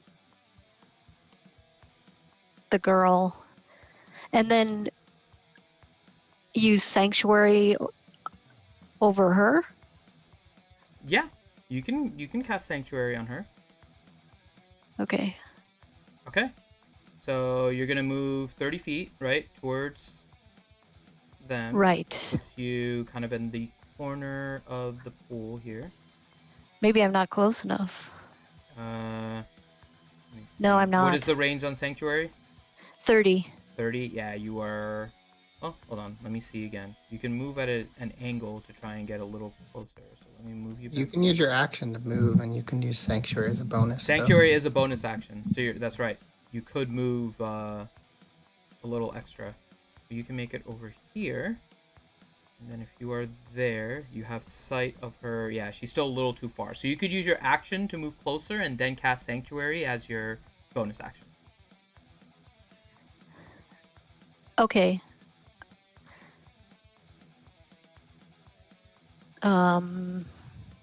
I guess I'll be behind this, I don't know, fire pit thing. Okay. And then I will, wait, 5, 10, 15, 20, 25, 30. Is she that little green squiggle? Yeah, the green squiggle is her. Okay. It would be just in range at Well, I guess I have to be fire that. pit. Yep. So I'm moving you on stream just to see, because I don't know if you can see. Oh, I think everything is working now. Is it working? Yeah, I could see it. Yeah, Now I can see it. Yeah, funny everything now. just moved. Okay. Yeah, it's so weird. Roll 20 going down. Okay. So I have you right by the fire right now. So. Okay. Okay. And then So, I'll cast Sanctuary. Sanctuary on her, and that's it. Okay. Next up is Steve. He's gonna roll another death saving throw. So 2 d20s because he has advantage. Ooh, double threes, so he fails this one. So he has 1 success and 1 fail so far. Next up is Topip. So Topip is gonna try to quickly move over there, but he is a gnome. So he has shorter speed. So he's gonna move with his bonus action and make it all the way over to the wood plank here, but that's gonna be the entirety of his turn. just moving all the way down there. Okay. Next up is Zorus. Now, Zorus, before you do anything here, roll a d20 for me.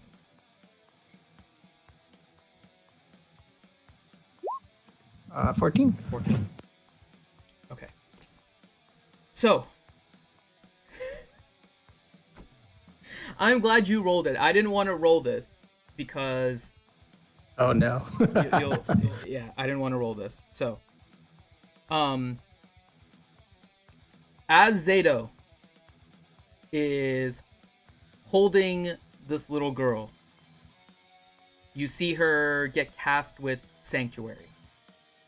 She begins to kind of feel less fearful all of a sudden, being thrown directly into this combat. Little girl now being surrounded completely by this coiling snake-like creature, hissing and staring, definitely bloodied, and it is not a situation that you'd expect a little girl to be. Bow and arrow. She grabs an arrow from her back and jams it into Zeto. With your 14 plus the dex that I had rolled for her earlier, she rolls a 17, just enough to hit him. Roll a d6 for me, DT. 5. She didn't need us. How do you want to kill her as Arena?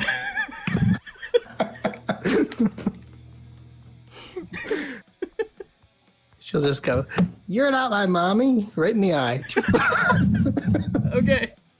So, as he is definitely getting worried about the situation unfolding before him and being on the verge of death, she gets the courage from Brawla that casts a sanctuary. She feels the holy presence around her. She pulls out the one real arrow that she has. And as he is coiling around, kind of going back and forth between the edges of the tower, looking to see where everybody is, he drops his guard for 1 second and lowers his head as he comes around for the other side. And as he comes around from the other side, she quickly pulls out this arrow and stabs him directly in the eye. You hear this massive screeching yell that none of you have ever heard before. It's everyone roll a Constitution saving throw for me.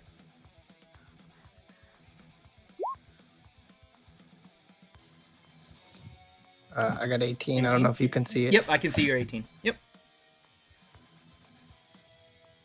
Saving 18 also. Okay. Constitution. Yes. And 21. Okay. Let me roll one for Topip here as well. 22. Holy crap. Okay. And roll another d20 for me, DT for the little girl. Ooh. Natural 1. Okay. She did not expect that. Okay. So, as she stabs him in the eye, he begins to just yell this screeching, hissing noise. You all can feel it as if it is starting to penetrate you. It starts to vibrate everything around you. But you all shrug it off. You've been used to these kind of things before. Sounds are not going to hurt you. This little girl, however, has never been in this kind of situation before, and it seems like the courage that was gained from Sanctuary only was able to allow her to stab him in the eye, because as soon as she does that, she immediately kind of passes out. So you see not only Zeto kind of screech and plop to the ground, you also see almost lifeless the body of Arena kind of just slumped over one of the parts of Zeto. Right on the, it's not like squished or anything like that. She's not getting trampled, but she is kind of just like slumped over, passed out, something on top. But as this is happening, you begin to hear,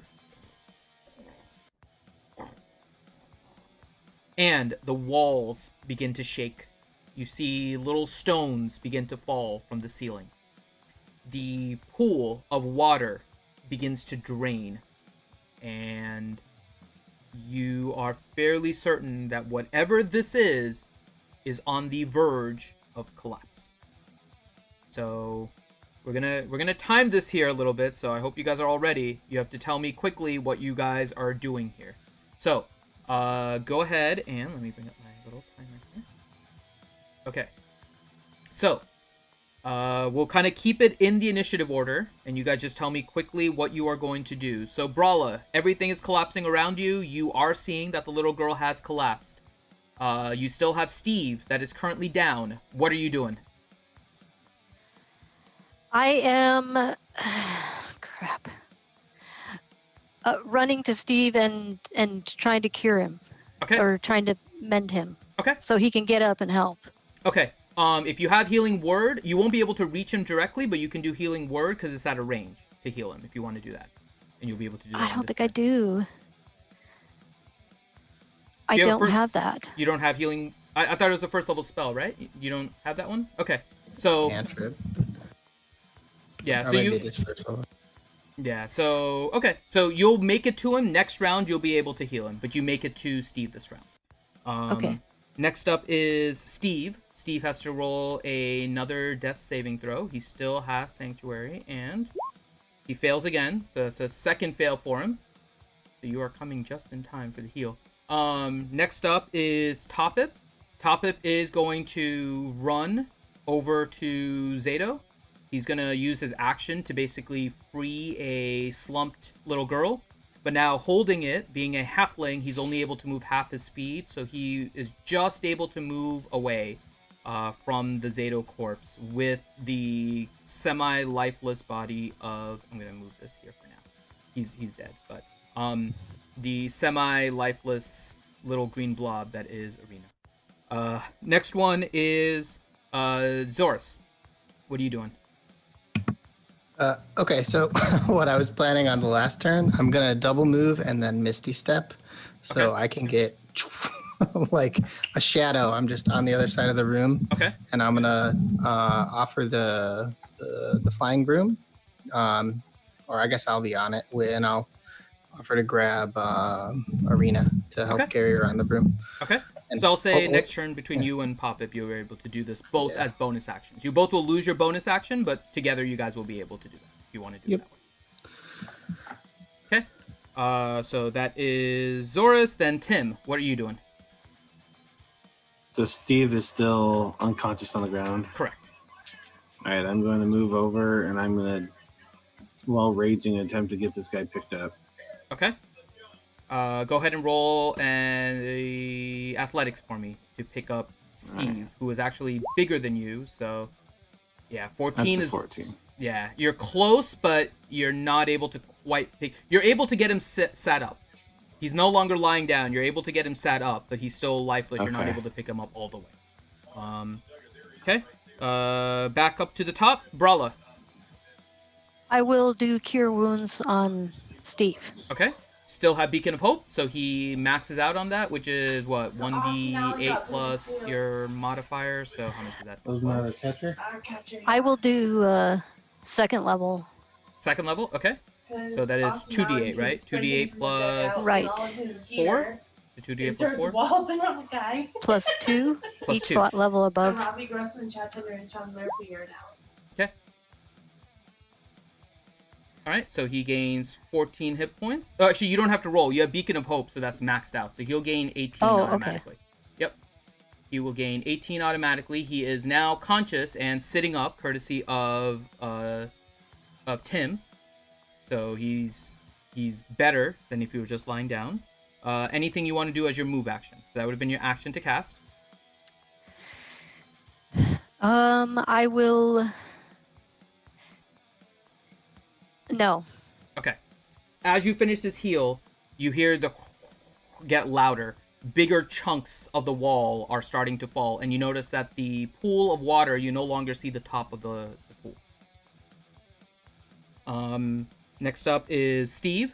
Steve is going to get up, and not really sure what the hell is going on. He is going to hold his action to follow you guys to whatever you are doing, because he is in an unfamiliar situation right now. Topip is going to use his bonus action to help Arena onto the broom. So that would be his bonus action help there. His move action, he's going to move over towards the pool and attempt to look down, and you just hear him say, "Holy," that's what he says. Then next next up is Zorus. So bonus action, you take Arena, and Arena still unconscious, but now on the broom in a way that you can move around. And you have your move and your action. Is the broom just normal move speed? Yeah, I think broom is just it's 30 feet if I remember correctly. So. Okay. A broom flying? Yeah. Yeah. It's a flying speed of 50. 50? Oh, really? Okay, there you go. Oh, okay. Cool. Thank you, Teals. Yeah, thanks. I have one, and I'm looking to use it here soon. Well, so. The one I have is actually yours. So when we fell into this room, I was on it with the little girl. Yeah. Okay, then good to know. Sorry. Okay, I've learned a thing. All right. Yeah, I forgot. Johnny loaned it to me because I was Hey, carrying. that's some need to know information that I'm Yes. glad I know. Yes. Yeah. So I'm gonna fly over here with her and just look at this book. I guess I'll just pick up this book and see if it's give me like on the first page. My action will be to inspect to see if it gives us any clues for like what spells he was using to take us here or where the heck we are. Okay. Are you going to be... So you have a few options here. So with your move action, you made it over there, right? With your action, you can do an investigate. Or you can just straight up take the book and look at it later. It's not like tied down or anything like that you can see. So do you wish to just look at it right now, or do you wish to take it? Yeah, I guess I'll look at it first so I can see what it is. Okay. Roll an investigation check for me. Kira. 14. Stop. You're not able to make everything out, but what you can appear that this book is about is somehow harnessing the organs of different creatures for magic. In particular, you see two images right on the front. You see what appears to be a child on the page on the right, and you see a snake-like creature on the left. You're not able to make out the specifics, but you can see that there is in some... What languages do you know? Good question. So I know Infernal, Elvish, Deep Speech, and Common. Okay. So you are not able to make out the language that this is written in, but you can see it is something magic related. There is like a body, and there's like different parts that have lines drawn to it, and there's a corresponding one almost to the child human corpse or body that is shown on the other side, and it is distinctively a child that is listed there on the other page. It's not just any human, it is definitely a child. Okay, so that'll be your turn, then it is Tim's turn. All right, so Steve is up. Yes. So, I mean, I'm going to try and hustle these guys, and it's time to try and find our beeline out of here. Okay. So, have we identified a way out? Nothing yet. All right, I'm going to try and look for a way out. Okay, what are you doing to look? Guess I can do perception or trying to Roll a... Give me just an intelligence check.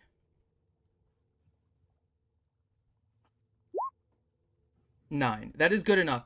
You are fairly sure that Topip saying holy is going to be a hint as to how you exit. I am then going to move up onto the ledge and look over the edge. Okay. And be like, dudes. Well, so what you see when you get there. So the water is completely gone. About 20 feet below the surface, you see that same forest-like tunnel, but now vertically downwards going through this well. Okay. It's actually 40 feet down. Sorry, 40 feet down below. And it's just empty. It's an empty cavern, 40 feet down. And then you see that there is the tunnel. The tunnel is spinning on the outside like if you're spinning like a toilet paper roll type of thing, where it's all, the hole is still in the same place, but the outer edge is kind of rotating. And you see like the trees kind of rotating with it. So the well of water is flushing. Yes, the well of water is effectively flushing. That is exactly what is happening. Okay, so it's almost like it's a portal, and I'm seeing Pretty much. the tunnel on the other side. Mhm. Guys, I think I found the way out. And being the resilient guy this is, I'm going to jump in. Okay. So Tim jumps in. Okay. Next up is Steve, who was holding his action. I'm spinning like this, right? Well, you really just fall straight down. I'll tell you what happens in a second. Yeah. Okay, cool. Steve, holding his action, seeing you say that and dash, is also then going to jump right into the middle of this, following behind you. Not sure what's happening, but that's about as much sense as he can make of what's going on right now. Brala, the walls start to begin to crumble even more. You see larger chunks. You're fairly sure you don't have a lot of time left before this entire area is going to collapse on you. You're seeing massive, like 5-foot chunks that are falling. And roll a dexterity check for me. Or dexterity save. Yep, Dexterity saving. 5 rules of dodgeball. Four. Okay, so as this is happening and you see your friends try to go over there, a huge chunk of the ceiling falls right on top of you. You are going to take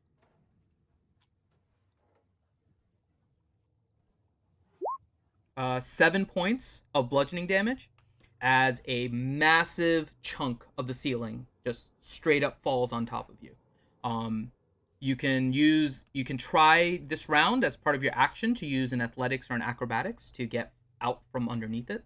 You could use a strength if you want to try and just push it off, whichever way you want. So you can do a strength check, you can do an acrobatics or an athletics. Okay, I will do a. Let's see which one is better for me. Neither one. You could also, if you want to, you could, for example, call for help, and if somebody comes to help you, you could roll with advantage. If you wanted to hold your attempt until somebody came to help. Spells. Okay, I'll just do a strength. Okay. So go ahead and do a strength check for me. Okay. Hurry. Okay, I guess, oh, there it is. Saving throw? Is that what I'm doing? The actual strength box to the left, hover over the actual word, and you can click it. Yeah. Okay, so I'm not doing a saving throw, just the strength. 11. You start to budget, but it doesn't quite get pushed off. So you're still kind of part underneath this massive green boulder here. So that'll be your turn this round. Yes. Okay. Steve, we'll deal with Steve here in a second. Top Hip sees this and will make his way over to you. He will use his bonus action to dash. And then he is not the strongest. So he is going to try and aid you on your turn, so your next roll can be with advantage on trying to push this thing off. So that is Top Hip. Zorus, what are you doing? Okay, so the book looked interesting to understand what was going on, so I'm going to just throw it in my bag. Okay. I don't know if that takes a bonus action or whatever. What else are you doing to do it? So then I want to move. Okay. Did I? Well, I guess. Did I hear them? Did I hear her get pinned? Did you? I assumed you yelled or something when you got hit, Yeah. right, Brala? Or are you stoic and you would have tried not to say anything? I'm sure I would have yelled. Okay, so you would have heard the yell from Brala as a massive piece of the ceiling has fallen on her. Oh, geez. Okay. Well, so I'll just grab the book and then I'll start flying over there, I guess. It is, I guess, just in range. Assuming I can fly over the pit, I am going to Yes. try that. Yes, you can fly over. Okay. Well, As you I get wasn't closer, sure. yeah, as you get closer, you don't feel like there's a massive pull or anything like that, so you feel Not safe like enough that you Carbogated. can go. Okay. Yeah. So I'll grab the book, fly over there, and then Okay. I guess I'll try and help also with the broom. I'm also not very strong, but I'll try and pull it up with the broom Okay. to give me some leverage, I guess. Got it. So with 2 people helping you, what I'll do is I'll say you'll have advantage, but you'll also get +2 on the roll since you have 2 other people helping you push this up. So Tim jumped in. We'll get to Tim here in a second, and we'll go back to the top to Brala. So Brala, go ahead and roll either a strength check, acrobatics, or athletics, and with advantage and a +2. Okay.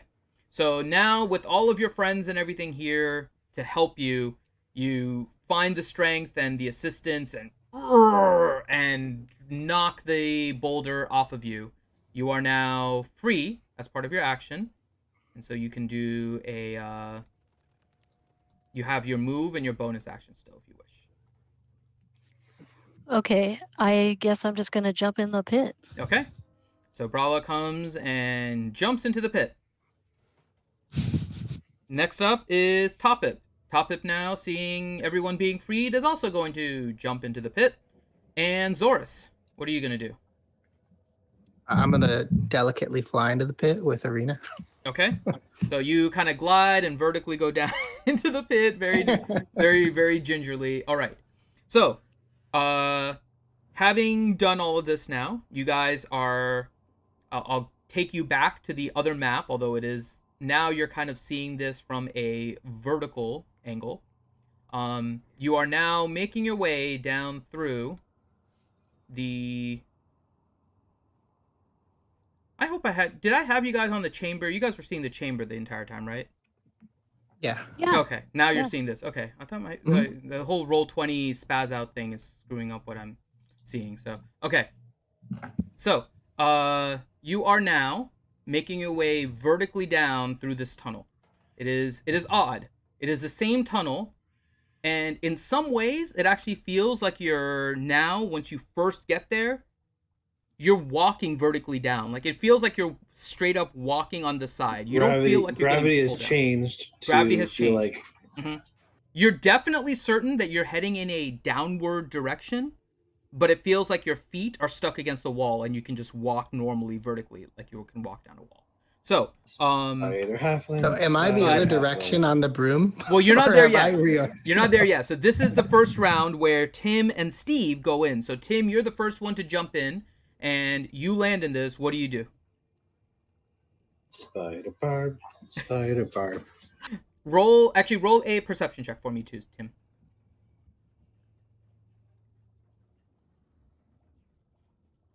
7. Okay. Nope, that's it. So you jump into the tunnel and you just notice that Everything is fine.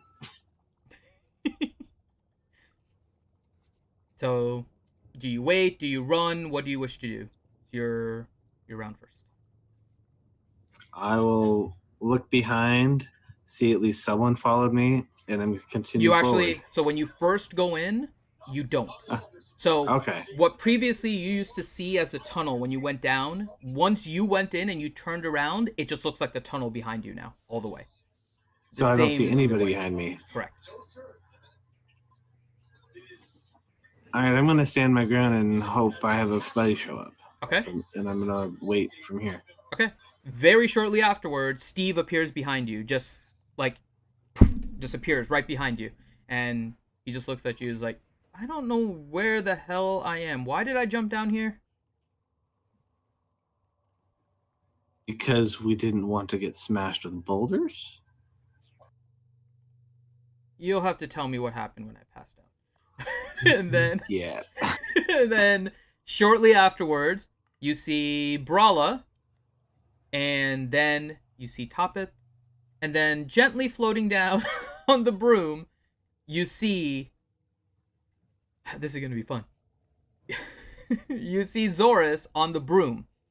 But whereas you guys are seeing this all vertically, 90 degrees to you is Zorus on a broom. So Zorus I appears see a to button. be... I see a button, a stick. Got it. Yes. You basically see him as if he's like a rocket ship going up and down. Meanwhile, you're walking down, but he's kind of vertical, moving in all the directions. It is the weirdest thing you have seen since he is basically floating. So, what do you we guys need a do? Constitution saving throw to see if we can even handle this crap? Yes, you are. Actually, you guys have to roll a Constitution earlier. That is coming up here shortly. Yeah. So, the rest of you guys, roll a... Tim rolled it already. Roll a Perception check for me. Okay, 14. Perception is a +3. Nice, Brawler. Let me roll. Toppip. Toppip is good. And then +3 on Steve. Steve is not seeing anything. Okay, so Brawler and Toppip, you both notice a few things once you're in here. Besides the kind of obvious that it is similar to the tunnel that you came in with, but except it's vertical. The other thing you notice is that you still hear the rumbling of the fortress breaking. And with both of your perception checks being above 20, you also can clearly, by sound alone, figure out the direction you need to travel. So both of you get advantage on the Constitution saving throw to kind of keep your bearings about you as you make your way through the tunnel. So all of you guys now roll a Constitution saving throw for me.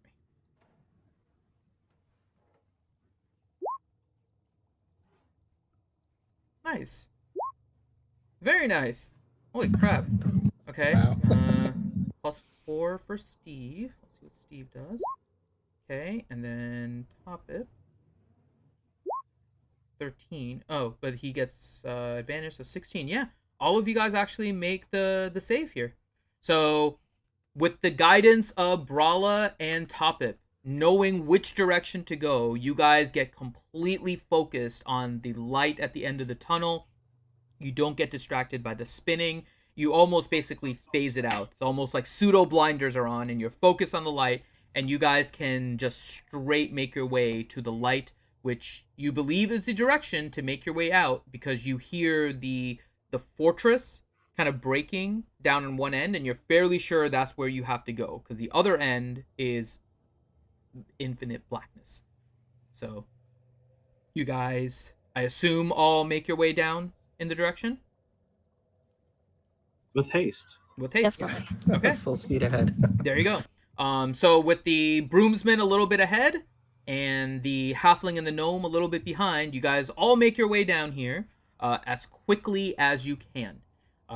You make your way all the way back into the map itself, into the cavern, and you make your way back into that same room which you were in for the original encounter, where you first saw the portal and you jumped in. However, the portal there is no longer there. You are literally just coming in through the corner. The portal is gone. So there's no pull or suction like there was initially that draws you into that corner. You all regroup really quickly once you make your way down, and you quickly navigate. Well, how do you guys go? Do you guys still worry about some of the enemies that may be around, or do you just sprint the direction that you know being the exit? Yeah. So since me and You're the Top first one have to stayed down. there, stayed there longer. I know at least there were still some snakes Down on the bottom. Yep. in the south area. So I'm gonna tell everyone when we land, like, be really quiet, and then I want to see if I can wake up Arena, see Okay. if she's conscious. I don't have anything to heal, but That's fine. Roll a medicine check for me. Okay. 13. 13. You know that she's not dying. She's stable. She's just Okay. unconscious, and you'll probably need something more than what you're capable of in order to wake her up. But she is conscious. Okay. No worries. Yeah. You're not worried about her dying. Just if you need her to do something, she's not going to be available to do that. Yeah, that's okay. Yeah. I just wasn't sure if she was like literally dying. Yep. Okay. Then I'll just tell everyone to stay quiet when they come through. Okay. So And- you guys all make your way down. You see Zorus there. He tells you that there are still some creatures there and tells you to quietly make your way through. Do you guys stealth or do you still just try to avoid them and quickly make your way out? The walls are actively crumbling around you, by the way. You're hearing it. There's pieces that are falling and everything. So how do you guys make your way through? Are you stealthing or are you basically sprinting?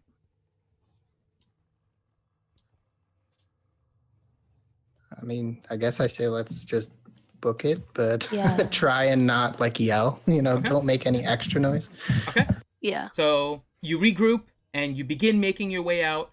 Okay. So it'll take you to the third turn in order to make your way out. So what I need you all to do, first round of sprinting out, roll a dexterity saving throw, everyone. Avoiding all of the stuff that's crumbling down around you.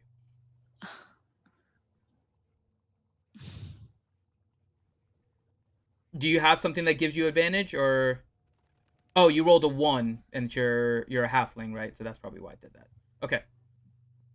So 20, 22, 14. Do a dex for Steve. Steve got an 11 and we have the rogue who rolled an 11 as well. But you all made it. It's fairly simple. There isn't a lot on this round. DC does go up on the second round. So second round. You guys all make it through the first round. You make good distance in your sprint. You're not really paying attention to if you triggered something. You're taking smart paths to make your way out. So now it's the second one. Once again, dexterity saving throw from everyone.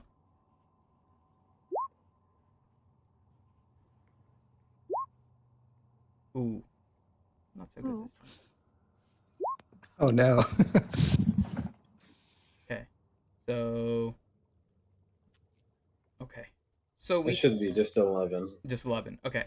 So Tim, Steve, actually everyone besides Toppit. Yep. So everyone besides Toppit is running and all of a sudden you guys stumble. There's too many blocks. None of you get to the actually Zorus and Brawla.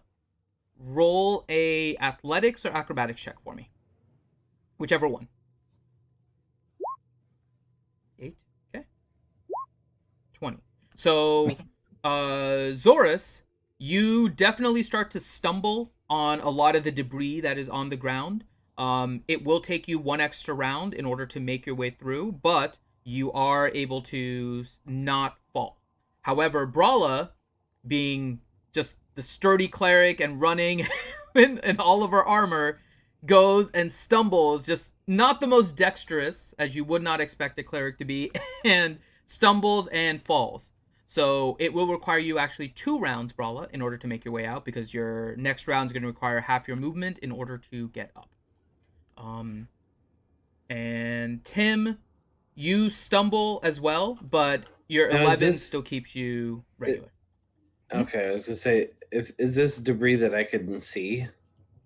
No, this is all, it's all stuff that you can see, but it's also falling. It's a combination of what is on the ground and avoiding the stuff crashing from the ceiling and trying to navigate Okay, your way then through the I path. technically have advantage due to danger sense. Oh, okay. In that case, So then that's you're okay. 19. You're good. So you are not Okay. slowed down then. That's fine.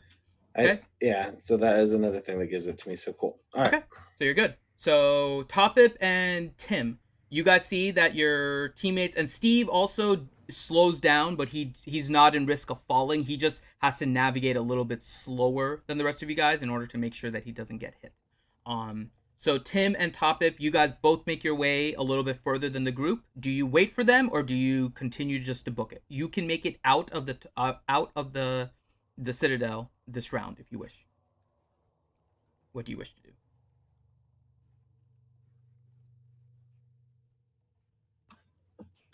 I'll look over and make it a group decision.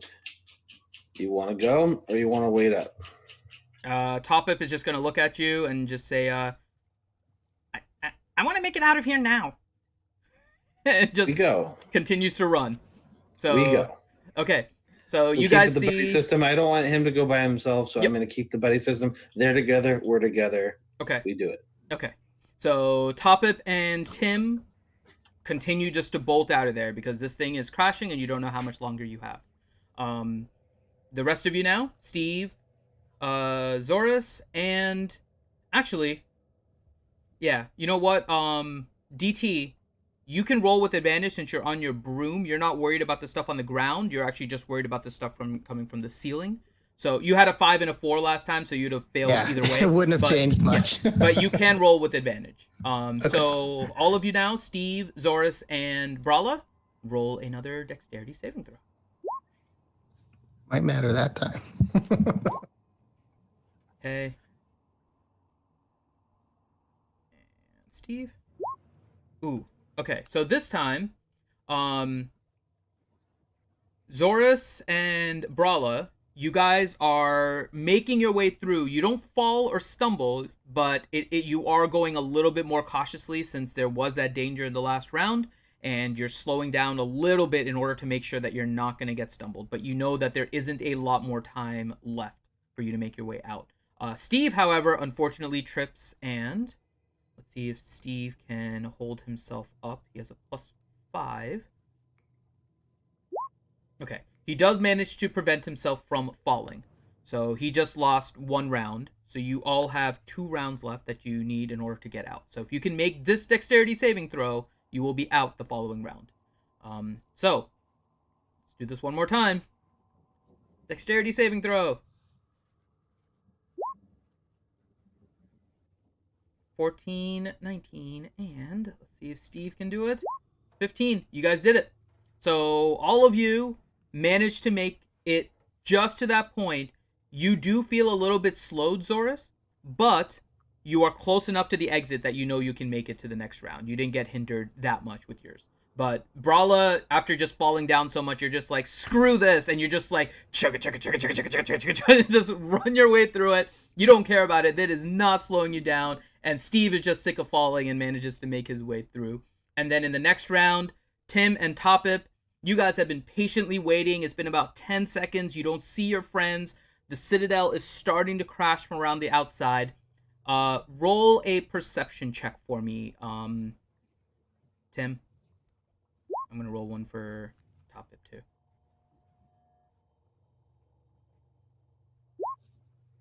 Okay.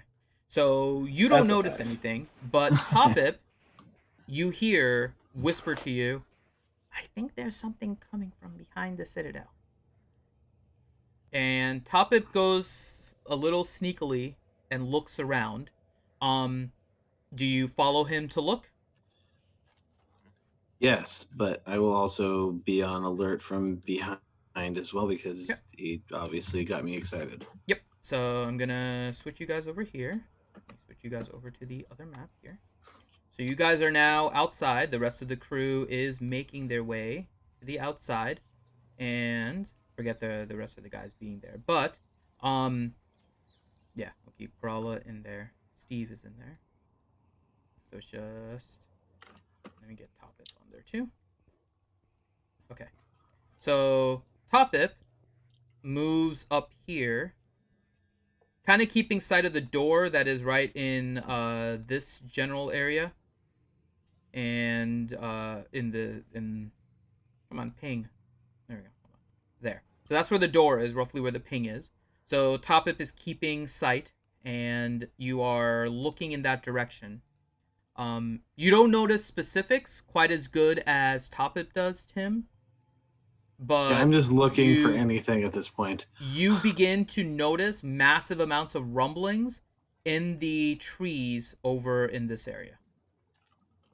Topip whispers to you and says, "Oh crap, there's more of them." And shortly after that, the rest of the group comes out. So all of you guys make your way out of the tunnel, out of the fortress. you see that the entire Citadel, what had appeared to be just one floor and kind of like a broken ceiling, and you guys had explored that and everything. You see rock formations coming off of this first floor of the wall that seems so much more than what is actually there. It is crumbling. You guys noticed that it was magical on the inside before. It didn't seem magical on the outside. You see the rock kind of crumble. You see what appears to be a lining of lead around the inside, which is now slowly starting to get bent as rock after rock after rock has started to bend this like layer from the inside. It is what originally for Zorus prevented you from detecting any magic. You weren't able to penetrate through that.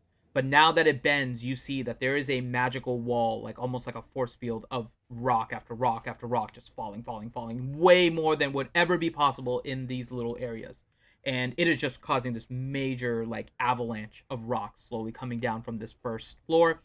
You can see that the second floor, which was somewhat still there, right? The walls were broken, but the floor was there, has completely crumbled in. It is just small patches of rocks that are still crumbling along with the ground, which is what was falling on you guys as you were making your exit. But what you also notice is coming out from the trees. They haven't made their way out quite yet, but hold on, where is it? There it is. It's not going to be quite this big, so bear with me here. A bunch of smaller versions of what appear to be Zeto all managed to make their way out here from the rumbling. They're still farther away than what you see, but this is what Topip sees and what he tells you he sees. So what do you guys do? They're about, right now, about 120 feet away in the forest. What do you guys do? I will relay, and Top said there's something really bad that way. Probably not a good idea. Let's get the hell out of here. Yeah, let's go. All right. So all of you start to just straight up book it? Sounds good to Keep me. it going. Okay. So you guys all run straight into the forest, back the way you go. Who wants to be the navigator of this path? And whoever it is, you can have one person try to navigate your way through, and they get to roll with advantage. Because you've been through this path before, and you're just trying to find your way now. So it would be either a survival or investigation check. You guys can decide who is going to lead the way through here. It's just going to be one roll as you're just sprinting and just... You're going to be crushing through branches and all kinds of things, but you don't care. You're trying to make sure you don't get caught by these things. So who wants to roll investigation or survival? It's not my forte, but I will if I need to. I'm not very good at it, but I can try. You're not good at either? Okay, hold on. Let me check I'm Top not It. either. Okay. Yeah, if they- And Top I It have- has investigation, so Top It will lead you guys. That works. Okay, so he will roll with advantage. And he gets a 21. The That's advantage the help. correct choice. Yes. Well done. So, Topip, being the gnome that wanted to get the fudge out of here as soon as everything started crumbling, has led you guys through here. It takes a little bit of time.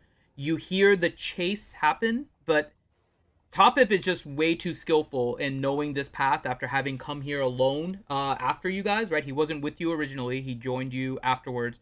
He made sure he knew what path he took. So he just tricks you right there, and you hear slowly the rustling of grass and leaves behind you of chasing snakes slowly go off into the distance, and you guys make your way all the way back to the crossroads. It is now dark. By the time you get to the crossroads, the sun has set. It is dark. It will take you about half a day to make your way back. Do you wish to camp, or do you wish to just continue and trek as quickly as you can back to your back to the home? It is now, this is all just regular road. There is a path. You don't know what else is along here though, but it is just a path. You're no longer in through like forest or anything necessarily. So do you guys wish to make camp, Or do you wish to just try to straight up book it? Take a point of exhaustion, but just make your way all the way back as quickly as you can.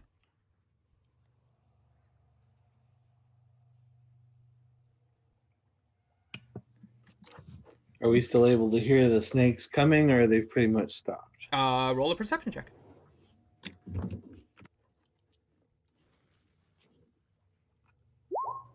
15. You don't hear them in anywhere in the nearby vicinity. Yeah, We'll I think elect to take a break. maybe we'll just take a short rest and then head back. Okay. I don't know. I don't want to camp overnight here. But I would like to make sure Arena is conscious. Maybe I'll go over to Barala. I'll say, hey, can you help her out here? She's definitely not with it. Okay. And I could do some healing spell on her or something. Yeah, you're welcome to do a healing spell on her if you want. Top Up is gonna say, if you guys want to rest, that's fine. I'm still pretty good after that combat. Sorry, Steve. Sorry, Tim, for attacking you. I don't know what got over me. But I'll stay guard if you guys want to watch. If you guys want to take a rest, I'll keep watch.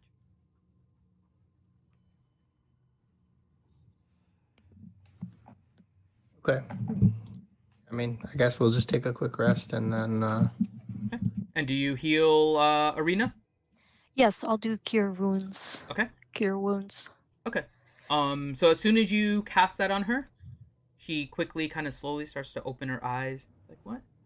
What happened? Where am I? And she looks outside and she sees the trees for the first time in weeks. And you see a tear slowly start to come down her eyes. Are we free? Did we make it? Yep, we made it. And Helms in. she turns around to Zorus, who is kind of holding her on the broom. And Brala, she kind of takes your hand, Brala, like brings it into her chest and turns around and just hugs Zorus. Just crying right now at seeing something she hadn't seen in weeks. You can tell she's happy. It's a happy crying that she's finally out. You guys take the next hour to rest, regain whatever hit points you want as part of your short rest here, and I will roll a perception check. Topip is on guard. You see him darting from one tree to another, just making sure nothing is coming. He climbs a little bit and looks over, and he is making sure that nothing is coming at you from any angle, and he does not spot anything. So you guys regain whatever hit points that you guys wish to regain, and then you can proceed. We will use all of them for Steve. So Steve is 68.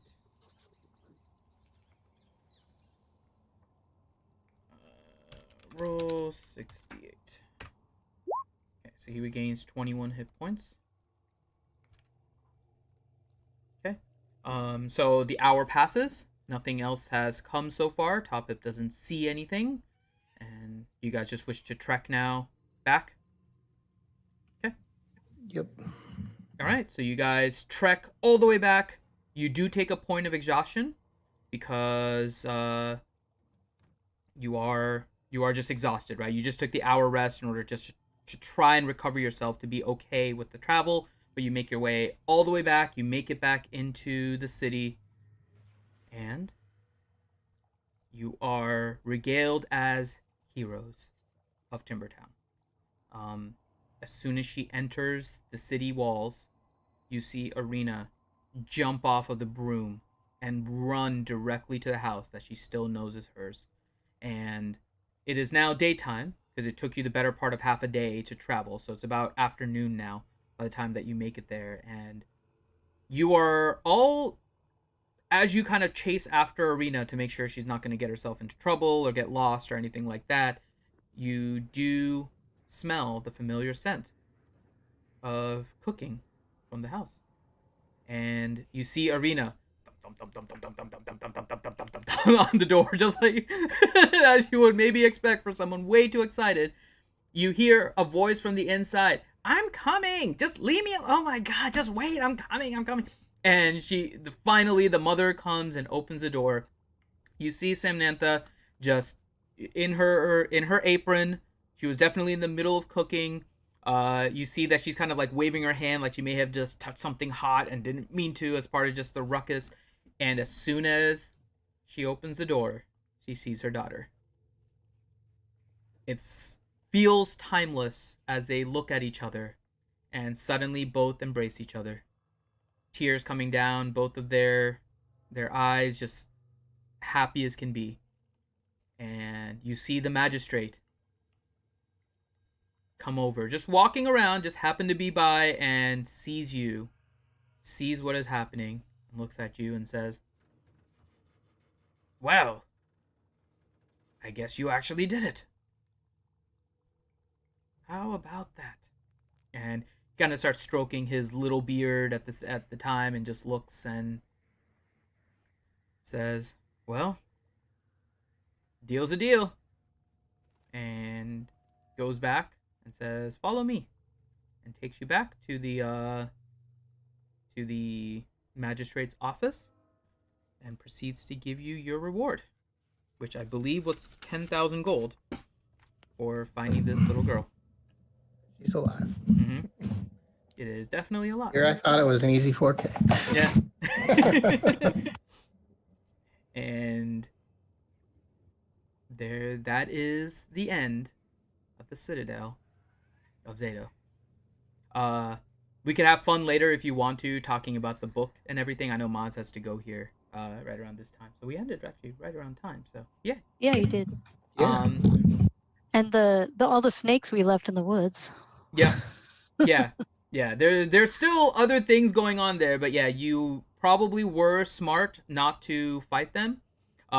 Just little things you missed. Originally, I think Brawla, you were the one that when you first went here, you tried to do like a perception check just to look into the forest. There is off to the side here. If you had rolled higher, you would have seen like a little city with little huts, like little dome huts set up everywhere, and there is like a little village of a bunch of these things. The Citadel is on the outskirt. They made this opening as kind of a special place of worship for Zeto. So it has its own clearing. The rest of them are all inside of the forest, in between the trees. You also guys didn't get a chance to recognize what it was, but if you did, it's kind of a modified spirit naga is what the creature was. I changed some of his abilities and made him kind of special. He did have, interestingly enough, some legendary resists that he could have used, but you guys were just popping him for his AC. Like, he didn't even have anything to resist. There was no resist spell, really, that you guys used, or the ones that you did, he saved. There was one that was a poison. He failed it, but he's immune to poison, so he didn't care. So it was just like, okay, well, he had legendary resist, but apparently he doesn't need it, because you guys just brute forced him to death. Which was pretty impressive. But yeah, so who knows what's happening with the snakes? Who knows what is going to happen with the remnants of that forest? But there we go. That is the end of the Citadel of Zeto. So, really quick, what did you guys think of the balance of this? Because it's a modified Spirit Naga. I tried to make it equivalent to what I thought this campaign would be. So, what did you guys think of the difficulty of it? Was it basically where it should be? See, it feels like we had one person collapse, right? But yeah, I mean, difficult but not impossible. It was challenging. The Tim character was able to get some good rolls, so I was able to push through that. And with the Misty stepping around and conveniently lining up with those lightning bolts. It was absolutely devastating, Yeah. but we got lucky. Yeah. Yeah, we got real lucky. Those were rough lightning bolts. I was Yeah. down to 13 for most of the fight, like basically one hit. Yeah. No, I know Grim is in the chat now. Steve held his own for a while. Like, he took a brunt of damage, but he got hit with 2 lightning bolts and failed the dexterity saving throw on both. So he took 2 30-point lightning bolts. It was not pleasant. So, yeah. So I hope you guys had fun with that. That was our little one-shot campaign here that we did. We hope to return for Star Wars next week. I think everyone is here, so hopefully everyone is here next week, so we'll be able to return to Star Wars D&D. But when we're off, we'll try to do something like this. We may not have the stream, but we'll try and do something fun for you guys. But any last words from any of you? Maz, DT, Teals? Well, it was Thank fun you. being able to jump Yeah. in and just take over a character instead of having to alter your story. So Yes. that was fun. It was fun. Thanks for running it, Finn. Yeah, thank you. Very Turned well out good. done. All right. Cool. I'm gonna have dinner now. Okay, so on that note, we will go ahead and sign off. Thank you guys for joining me on this one shot. I am gonna try and put this together. I have a bunch of notes and stuff, so I am trying to put together some like quote unquote official RSG one shots here, and I'm using these as kind of practice. So hopefully I'll be able to put out something for it at some point. I'm not committing any time because I have way too many other things I'm working on, but I do have this on that's something I do want to do, and I have a bunch of just written notes. But on that note, I Infinity for Reality Skewed Gamers, for Maz, for DT, for Teals, and the team members that weren't able to join us today, Grim, and Grim. August 11th is a new GTA 5 DLC. I know. I saw this stuff. So for Grim, for Johnny, and for Corinth, thank you guys for joining us on this one-shot campaign, and we will see you on the next stream. Take care, guys.